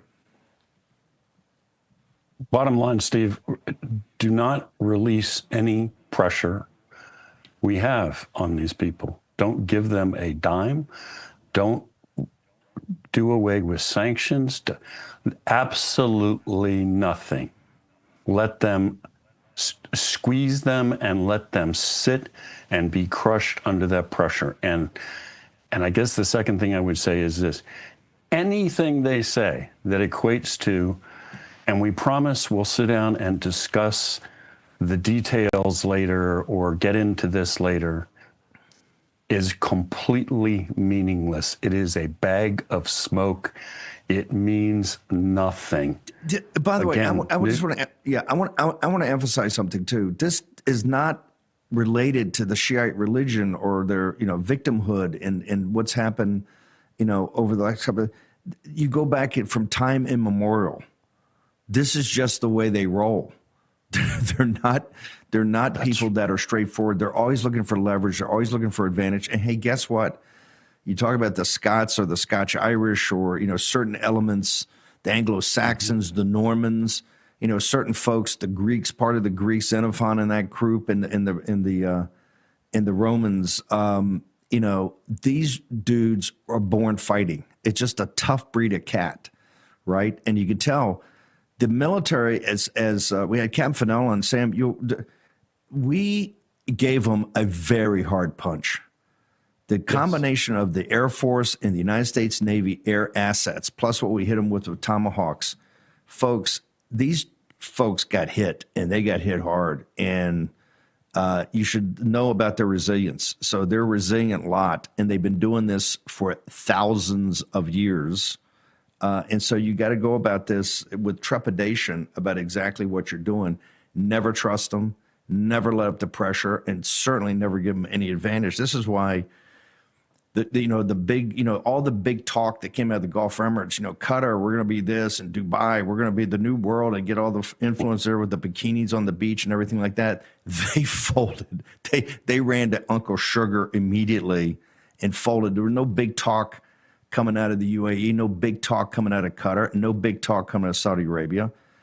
The Bedouins in the Gulf Emirates and not prepared to stand up to a 3,500 or 5,000-year-old civilization that has been doing this for a while. And we've got a major economic advantage over them. We've been in economic warfare, and don't take the boot off the neck. We saw in January when Scott Bessent, as really the economic secretary of war, took and ripped apart their currency, what the response was. And to me, that's the advantage you got. Any promises they make, anything they say, and we're the first people in the war room want to get the hell out of the neighborhood and let it go back to let the Arabs and Israel and the Persians and the Kurds and the Turks figure it out. You guys will figure out something. Work it out. Sam, is that a bad plan, Sam? Just keep the economics, keep them, and they keep these jackals in Europe. The jackals in Europe want the sanctions to come off because all those companies are dying. This is what took so long to put the sanctions in place. They were all double dealing us the entire time. Folks, think about it. When this war started, it turns out the way they're getting cash is through the banks in Dubai. The guys we're defending, and they're in business money laundering with it. You can't trust any of them. There are no allies over there. Keep the pressure you got. Don't trust anything, and say, hey, I hope it works out for you. And if you get out of line, we got this carrier battle group standing out there in the Gulf of Oman, and we'll come back and give you another love tap, right? Don't let up on any pressure. Don't believe anything they say that you can't independently confirm. And absolutely, your characterization of our allies, I mean, look, every time we were working Iranian operations and trying to enforce sanctions, we were constantly bumping into the French, circumventing our sanctions. They'd be the ones selling stuff that shouldn't be sold to the Iranians. That's who we'd bump into. And every meeting with the Iranians, when we were trying to get into their networks, acquiring stuff they shouldn't get, where were all those meetings? Dubai, Qatar. That's where you meet them, because that's where they're doing their deals. Oh, my God. Sam Faddis, where do we go? And Magazine is on fire. Your Substack's on fire. Where do people go get all your content? And Magazine, andmagazine.substack.com. Sam, great work. Love the Substack. Love all of it. And great work with the grassroots up in the Commonwealth of Pennsylvania. Thank you, sir. Terry Schilling. We're going to pivot now. Schilling, because I don't think we're spending enough time on this, and I think we're doing it to our detriment. Because a lot of people have ultimate faith in President Trump. He's done an amazing job. But we've lulled ourselves to sleep with all the work that President Trump has done. I talk to people all the time on the transgender. I can name any cultural issue, DEI, transgender, all the and I mean, this woke madness was not cute. They were there to destroy this society and suppress anybody that disagrees with them. Anytime I mention, they go, well, President Trump did this, President Trump did that. I say, look, a lot of his executive orders, he's working nonstop to do it. But right below the surface, it's there and it's coming back. And when it comes back, it's going to come back. It's going to come back 10 times worse. This is one of the reasons this midterm election is so important. These people are ready. And if you see what's happening in Minneapolis, you see what's happening in LA, you see how those people roll, this is what they're going to impose first. So first off, where do we stand and how can we assist President Trump in making sure we do what we have to do to make permanent and fundamental changes that they can't reverse, sir? Well, Steve, thanks so much for having me. You hit the nail on the head. I'll never forget, Steve, President Trump's coming into the Oval Office in January 2025. APP had a list, of like 16 things that we needed him to do over the course of his first four years. And he'd already accomplished it within the first 3 months. It's been incredible. And he even went further. The Trump administration did something very, very important at the end of 2025. And that is through the HHS, they ruled that Medicaid dollars would not be allowed to be going to hospitals or clinics or anyone that was providing sex rejection procedures. And that includes puberty blockers, cross-sex hormones, all of that stuff. If you were doing that to children, you don't get Medicaid dollars. That is a death knell for any hospital system. And it's why you saw the Langone Center, the Langone Hospital in New York, even they put up the close sign. The close sign is going to turn right back on as soon as a Democrat gets back in that Oval Office, because what President Trump has done is he's done executive orders and he's gone above and beyond. But we need real laws passed, Steve, and we need to get the Save America Act done. Hang on a second. I know that, but just let's go back to the appropriations process. President Trump says in the first days of office, let's go back to Days of Thunder, and he goes, hey, look, this stuff, I'm reelected here against all odds, and one of the reasons is basic common sense, particularly in the Hispanic and African American working class community, does not want their children put up with this, doesn't like this woke stuff. I'm going to stop it. And then you try to codify it either by laws, but one way you definitely can codify it is rip it out of appropriations bills. And that's where the soft Republicans come in. We haven't done a good job. In fact, I would actually argue we've done a terrible job of cutting these programs out as much as we could cut them out. I mean, we know just the fraud of it, but just confronting these issues it still creeps into appropriation. So we're still funding it, correct? And they just tell us the other day they're going to get a CR, so they're going to try to hide it all there. Where do we stand with actually choking it off from any money? Well, what President Trump's EOs have done is they've cut off the taxpayer funding of these procedures for children, which is great. But Steve, if you remember that they-them ad that was so powerful that the Trump campaign spent over $200 million on in the final weeks, that ad was about sex change procedures that were being funded by taxpayers. And it wasn't just for prisoners. Americans don't want their tax dollars going to sex change procedures, sex rejection procedures at all. It doesn't matter if you're a child, it doesn't matter if you're an adult, it doesn't matter if you're a prisoner, they don't want to go into them. We all have major bills, Steve, and if you want to get a sex rejection procedure done, good, fine. You pay for it, though, not us. So we need to codify this in the upcoming laws, and there is some support that's growing for it in Congress. But, Steve, they're all very worried about losing support from these moderate Republicans and also having the Democrats come in and bring up all their amendments. We have to codify. The taxpayer funding of it, Steve, is a big deal, and it's very popular to get rid of it. It doesn't matter if you're a Democrat, Independent, Republican, voters want this stuff ended. But, Steve, I think the bigger picture here is actually protecting children online. In Minnesota, a transgender legislator named Lee Finke was opposing our age verification law there. Why? Well, because Lee Finke, who is a man, says that we should be, that this is sex ed for kids. That does what? He said what? They believe that it's sex education for children. And this is the pipeline. The porn online is creating kids. The porn online is making kids trans. It's making them gender confused. It's doing all of this stuff to our kids. And they're arguing it's actually positive sex education for children? Yeah, no, these Democrat transgender lawmakers, sorry, there's music, I don't know if it's loud in yours, but we have to stop. This is the pipeline. Access to online porn is the pipeline. Hang on one second. Short commercial break. Terry Schilling, the Americans Principles Project, reminding us these cultural issues are at the forefront of this fight this fall. Short break.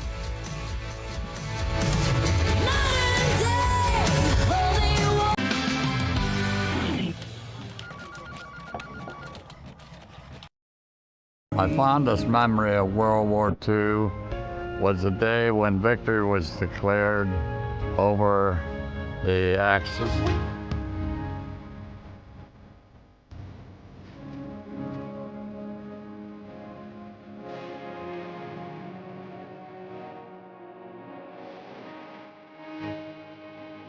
Rav family, our very own Bo Davidson is releasing a powerful new patriotic anthem called Blessed, a heartfelt tribute to the brave men and women who served our nation and protected our freedom. We truly are blessed to be Americans. Scan the QR code now to download Blessed by Bo Davidson. And let's do our part to run this song up the charts as a thank you to those who served and sacrificed for our country.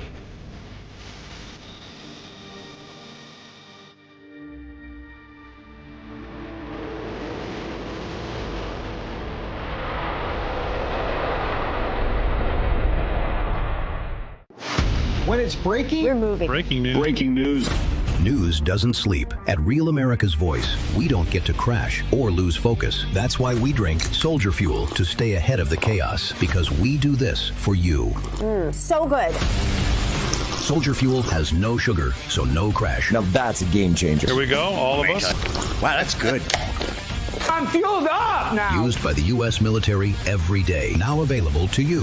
This is huge. Built by Patriots for Patriots. Now it's time for you to do the Soldier Fuel Challenge. Order Soldier Fuel, film yourself cracking one open, and taking the Soldier Fuel Challenge. Upload your video at soldierfuel.com/challenge, and you'll be entered to win a free shipment of Soldier Fuel. That's what I'm talking about. Your video could also be featured on air. Just scan the QR code on your screen or go to soldierfuel.com/challenge to enter. Drink with the Rav Hosts drink, Soldier Fuel. Let's go. This is Giselle Chaffin. I'm from North Carolina. I'd like to let you know that Rav News is the best news. Number one news. Truth seekers seek to find the truth. It'll set you free.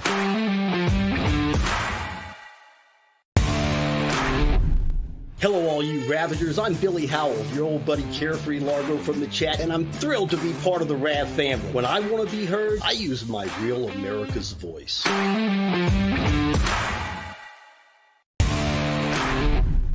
I'm Terry from New Jersey, and I just want to say that I love Real America's Voice. I love you guys. Keep up the good work.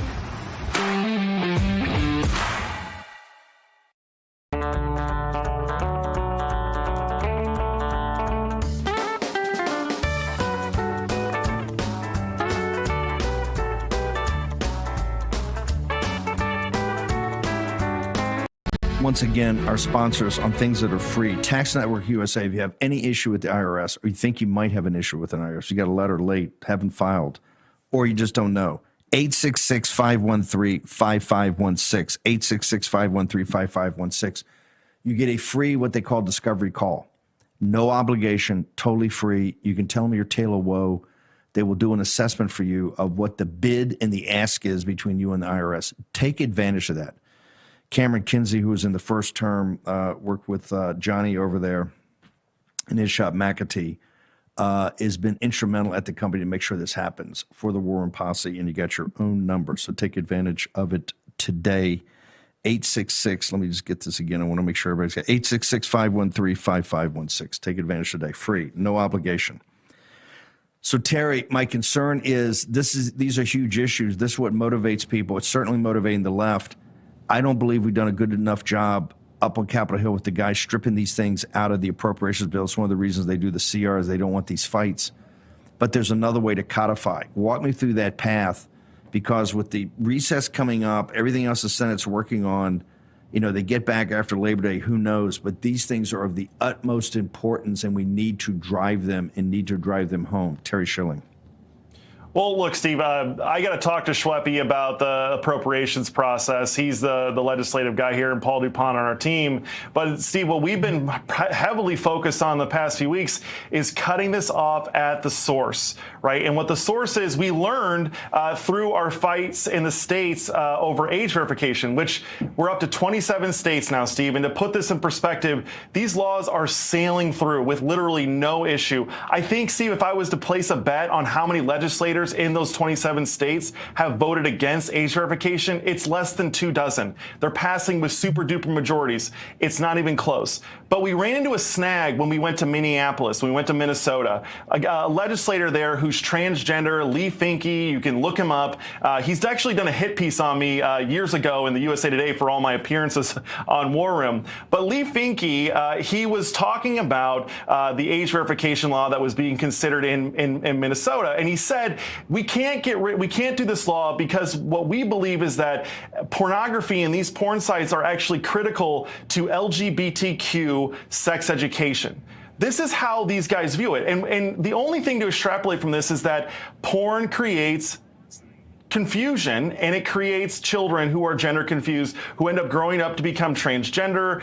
The average age of first exposure to pornography in the United States, Steve, is 12 years old. We just did a letter to the Hill. Fox News just covered it. But 80% of children between 12 and 18 see porn within that time period. And the average age of first exposure is 12 years old. We have to get age verification passed, Steve.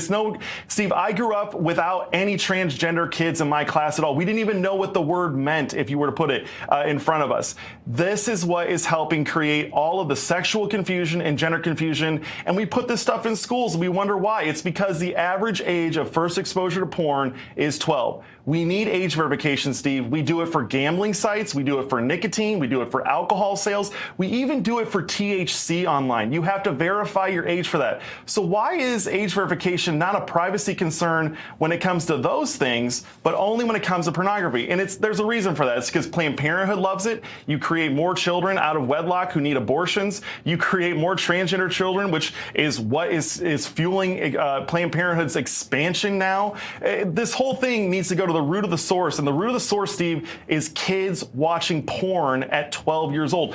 These things, these smartphones, they're just porn devices. That's all it is for these little kids. They have no clue what these are and what they're capable of. Any parent that gives their kid a smartphone without all of the filters and the protections, you're kind of giving them a loaded weapon, and they're going to destroy their lives. So we have a huge opportunity, Steve, federally to get age verification passed in the upcoming kids safety laws, and we're calling on the House of Representatives and the Senate to make sure that this gets included in the final package.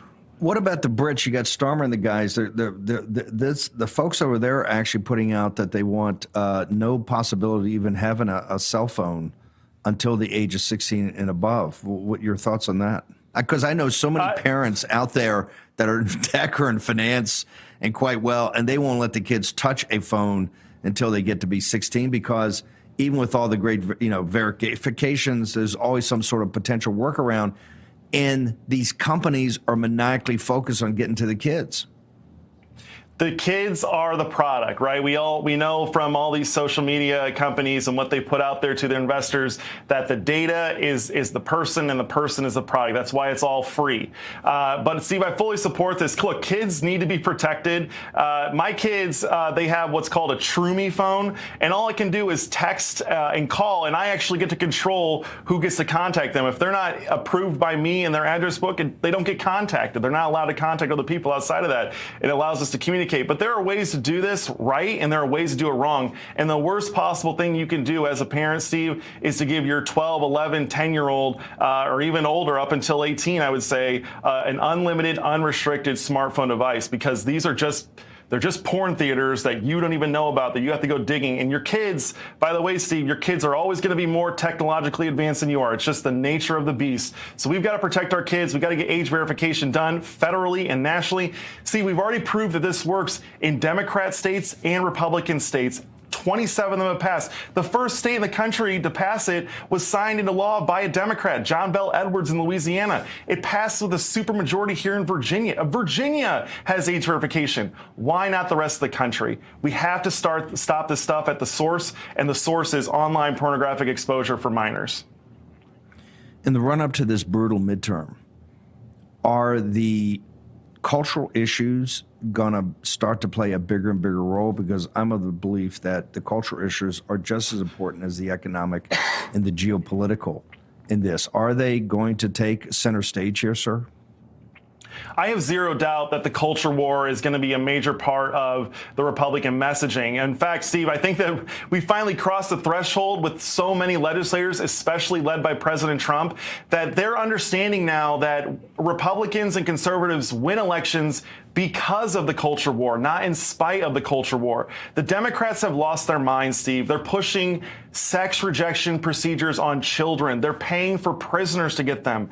These are easy layups to attack your opponents, to make them not make them look, but to expose them as crazy and radical and extreme. We don't want these people next to the United States checkbook because they don't know how to spend money. If you're paying for other people's sex change procedures, you shouldn't be in Congress. You shouldn't be divvying up how my money's spent or any of our money's spent, or even your own money probably. But I think these Steve, I'm just worried that we're going to try and do the whole culture war gamut, and we're not going to have enough on the economy. I could see a whole replay of 2006 where Republicans have an unpopular war, where they have a bad economy and high prices of gas, and then they try to run to protecting marriage, and they try to run to the culture war. You have to have both here, Steve. They're just as important, but if you have to have one, I would say you want to have the culture war, because that's our saving grace. Those are our new voter coalition. They're the ones that love America, and they really want to save it, and they know that the culture is the economy, Steve. What your culture is and what you say is acceptable in your culture determines what your economy is going to do. The culture is always going to be more important than the economy, because it determines what your economy produces and what's acceptable there. You make the American family, as you've done such a great job, the centerpiece of that, including the economics around the American family. Okay, Terry, where does everybody go for all of this? AmericanPrinciplesProject.org. We're going to need your help to be making phone calls to these legislators in Congress to get age verification, including the kids safety package. So AmericanPrinciplesProject.org, or follow me online at Schilling1776 on all major platforms. Thank you, brother. Appreciate you. Thanks, man. Let's go to Vegas. Matt, the coalition, the conferences on fraud, and particularly voter fraud. Rachel Maddow came hard today. In fact, it's so hard I'm going to put it as part of my speech tonight about you're a bunch of vigilantes and what you're trying to do is intimidate people, and that this election is going to come down to these vigilantes like the coalition, and what's going to happen is President Trump's going to send in troops to put all this down and secure it and secure the vote, and he's going to secure the vote that the MAGA movement is dead set on stealing this election. Tell me, you had a premiere of a film, let's say a screening, the first screening, not really a premiere, of this incredible film, Dark Horse, about the Jim Caviezel playing Bolsonaro in an English language film. I understand blew people away. You had Tina Peters in the surprise. But the next couple of days really gets down to these midterm elections, and you've got 1,000 people at the Ahern Hotel. Tell me what the driving force in back of this is, and how important is it for the coalition members to come together to be, because you guys are the vanguard. You're the advanced cadre for all of this, sir. Well, Steve, I think we mollified the audience a little bit with you not being here in person with Tina. Was great, although they're looking forward to your keynote speech later this evening. But the folks that are out here, average, everyday men and women, majority, just putting it all on the line for our republic, our Constitution, this president, and this moment in time. And they had to be here. And you're right.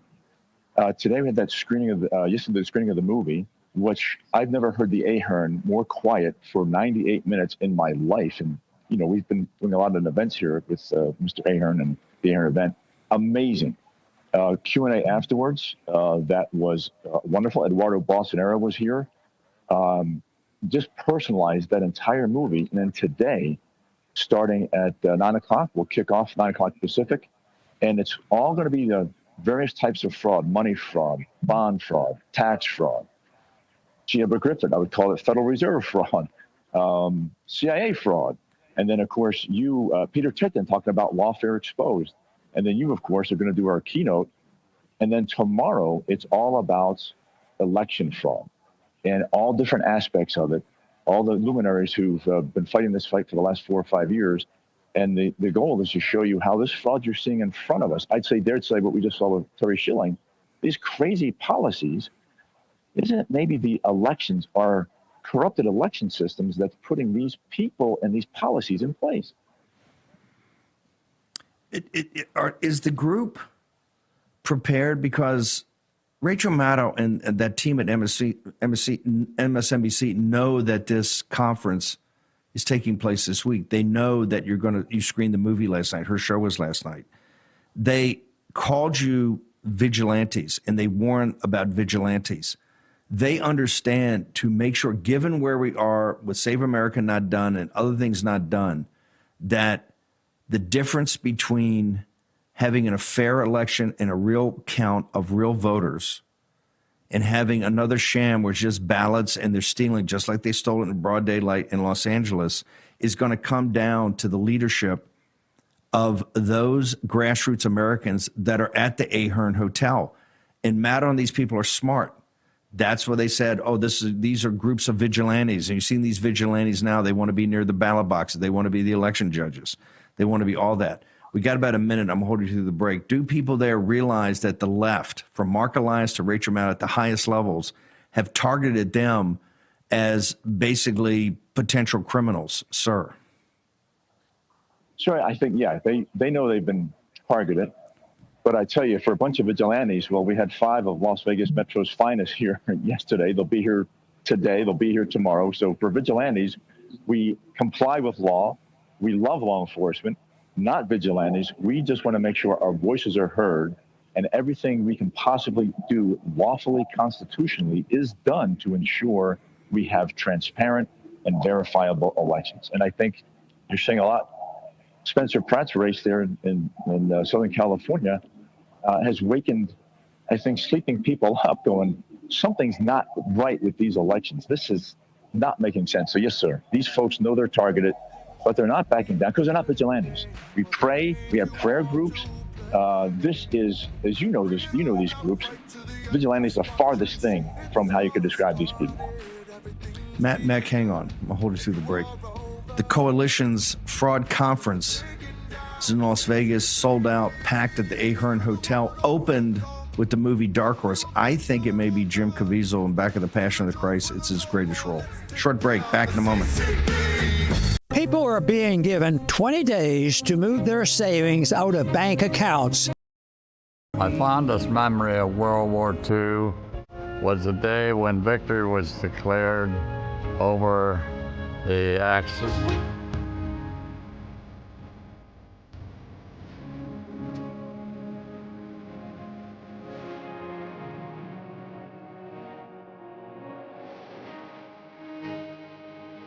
Rav family, our very own Bo Davidson is releasing a powerful new patriotic anthem called Blessed, a heartfelt tribute to the brave men and women who served our nation and protected our freedom. We truly are blessed to be Americans. Scan the QR code now to download Blessed by Bo Davidson. And let's do our part to run this song up the charts as a thank you to those who served and sacrificed for our country.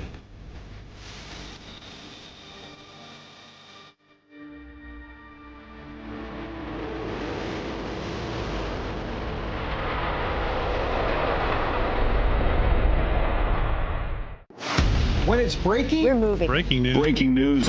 News doesn't sleep. At Real America's Voice, we don't get to crash or lose focus. That's why we drink Soldier Fuel to stay ahead of the chaos, because we do this for you. So good.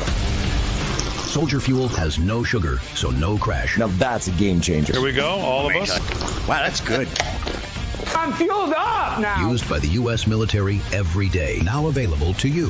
This is huge. Built by Patriots for Patriots. Now it's time for you to do the Soldier Fuel Challenge. Order Soldier Fuel, film yourself cracking one open, and taking the Soldier Fuel Challenge. Upload your video at soldierfuel.com/challenge, and you'll be entered to win a free shipment of Soldier Fuel. That's what I'm talking about. Your video could also be featured on air. Just scan the QR code on your screen or go to soldierfuel.com/challenge to enter. Drink with the Rav hosts drink. Soldier Fuel. Let's go. This is Giselle Chaffin. I'm from North Carolina. I'd like to let you know that Rav News is the best news. Number one news. Truth seekers seek to find the truth. It'll set you free.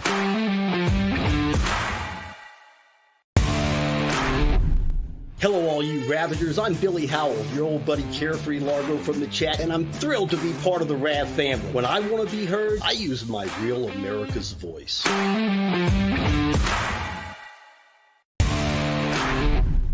I'm Terry from New Jersey, and I just want to say that I love Real America's Voice. I love you guys. Keep up the good work.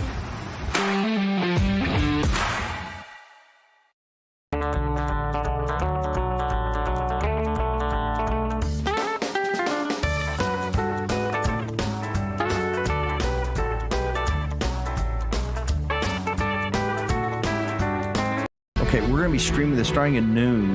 Grace and Mo setting up Rav. We're going to be streaming this. It'll be up on my Getter. It'll be up on our True Social. It'll be up on our, well, I don't know. I think not on True Social, not yet. Big announcement on that. And it'll be up on Rumble, everything we do. Matt Meck, where's the website people go to, and what is your personal coordinates on social media? This is a big day kicking off. Big screening last night. Went great. We'll have more on that from Dennis Rice, the head of distribution for this film. This film is going to be a blockbuster. And I told Caviezel, I had a chance to see the film over the weekend, and I went to Jim. I said, dude, it's your best work since Passion of the Christ. It is monumental. I believe he definitely should be nominated for the Academy Award. I think you're going to see him nominated for the Academy Award. 2 days of intensity out there in Vegas. We're going to stream it all. Where they go for the website, Matt, if they want to join up or become part of the coalition, and where they go for your social media, sir. Start the site unauthorized.one.one, and showing it there as well for folks who couldn't make it out here. And then personal media, Semper Fly on True Social, again, former Jarhead Aviator, and unauthorized one, WON on X. And thank you for all the support you've given us over the years. Oh no, you guys are you're the tip of the spear, man. If the coalition doesn't come out of Las Vegas highly focused, they're going to steal the midterm elections full out. You saw what they did in Los Angeles in front of the world. They don't care. They're brazen about this, and they know if they can't cheat, they can't win. Matt Meck, thank you, and the coalition. Look forward to talking to you guys tonight. Yes, sir. Thank you. If they can't cheat, they can't win, and they hate when I say that. But hey, history proves that. Lindell, I gotta hook you up with Terry Schilling, because Terry Schilling is blowing my head up again. You got another local representative out there in Minnesota that's giving them hell on wanton child porn. Man, I don't know what is in the water out there for a state that's got so many great people. No, it's one of the most beautiful places in the world with the lakes and all that. Yeah. It's got great people. But brother, I got to tell you, when you look at the railhead of so many problems, it goes back to these progressives in Minnesota. They are crazy. And I think what's happened is that more have just come around the country and kind of have gone there because, man, you got to be governor. At first I thought, Mike, this is fantastic. You're a patriot, going to do it.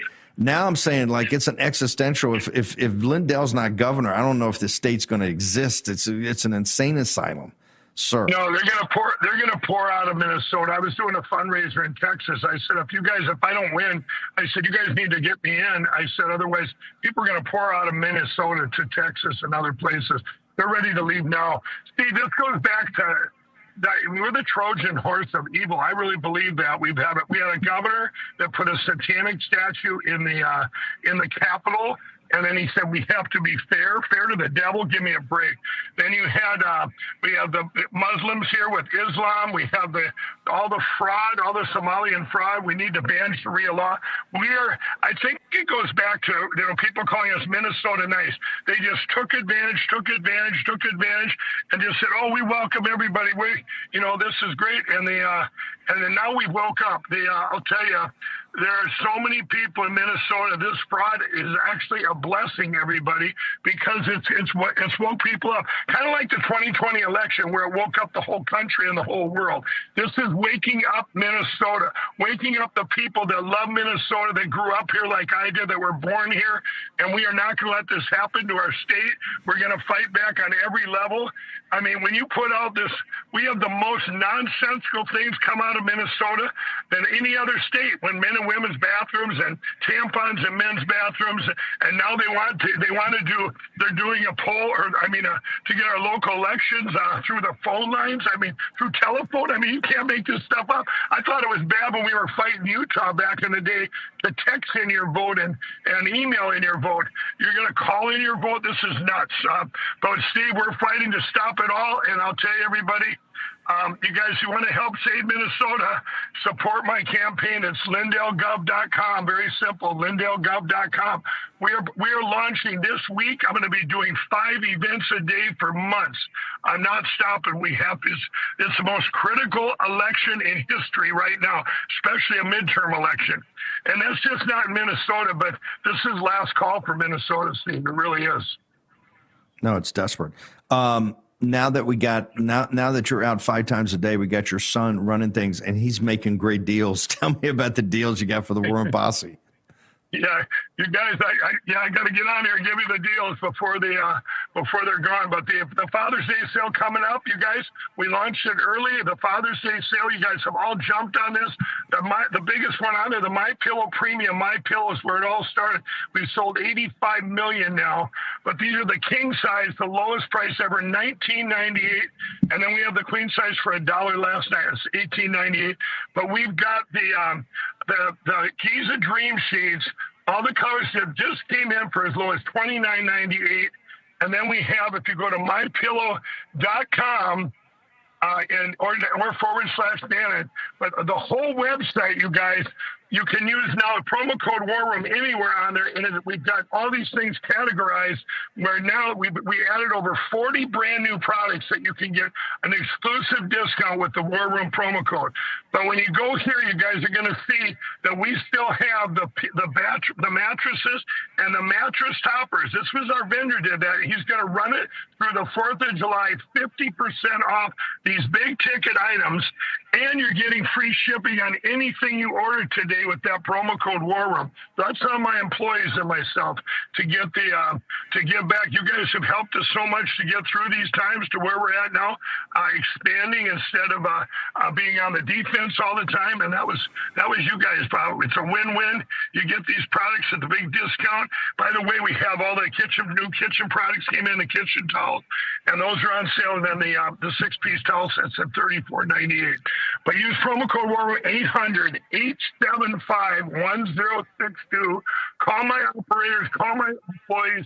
They love hearing from the War Room Posse. Use that promo code WARROOM. And we added this week also, check out mystore.com for thousands of entrepreneurs here in the USA. You can use the promo code WARROOM there too today to save all the discounts and get free shipping on your entire order. Thank you, Mike. We'll see you back here at 5 o'clock. Go with God. Promo code WARROOM, mypillow.com. Most powerful promo code in the business. Make sure you take advantage. Take your phone out and text Bannon, Bannon, at 989898. Up to July 10th, with a qualifying purchase, you can get a free 1-ounce silver round from Philip Patrick and the team with a qualifying purchase. Go check it out today. Text that number and get right to Philip. Charlie Kirk Show next. We're going to be live streaming everything with the Coalition Conference in Vegas. See you back here at 5.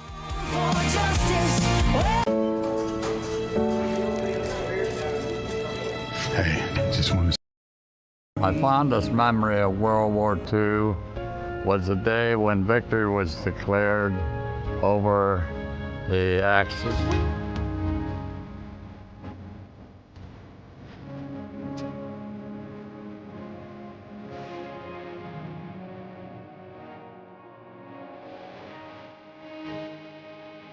Rav family, our very own Bo Davidson is releasing a powerful new patriotic anthem called Blessed, a heartfelt tribute to the brave men and women who served our nation and protected our freedom. We truly are blessed to be Americans. Scan the QR code now to download Blessed by Bo Davidson. And let's do our part to run this song up the charts as a thank you to those who served and sacrificed for our country.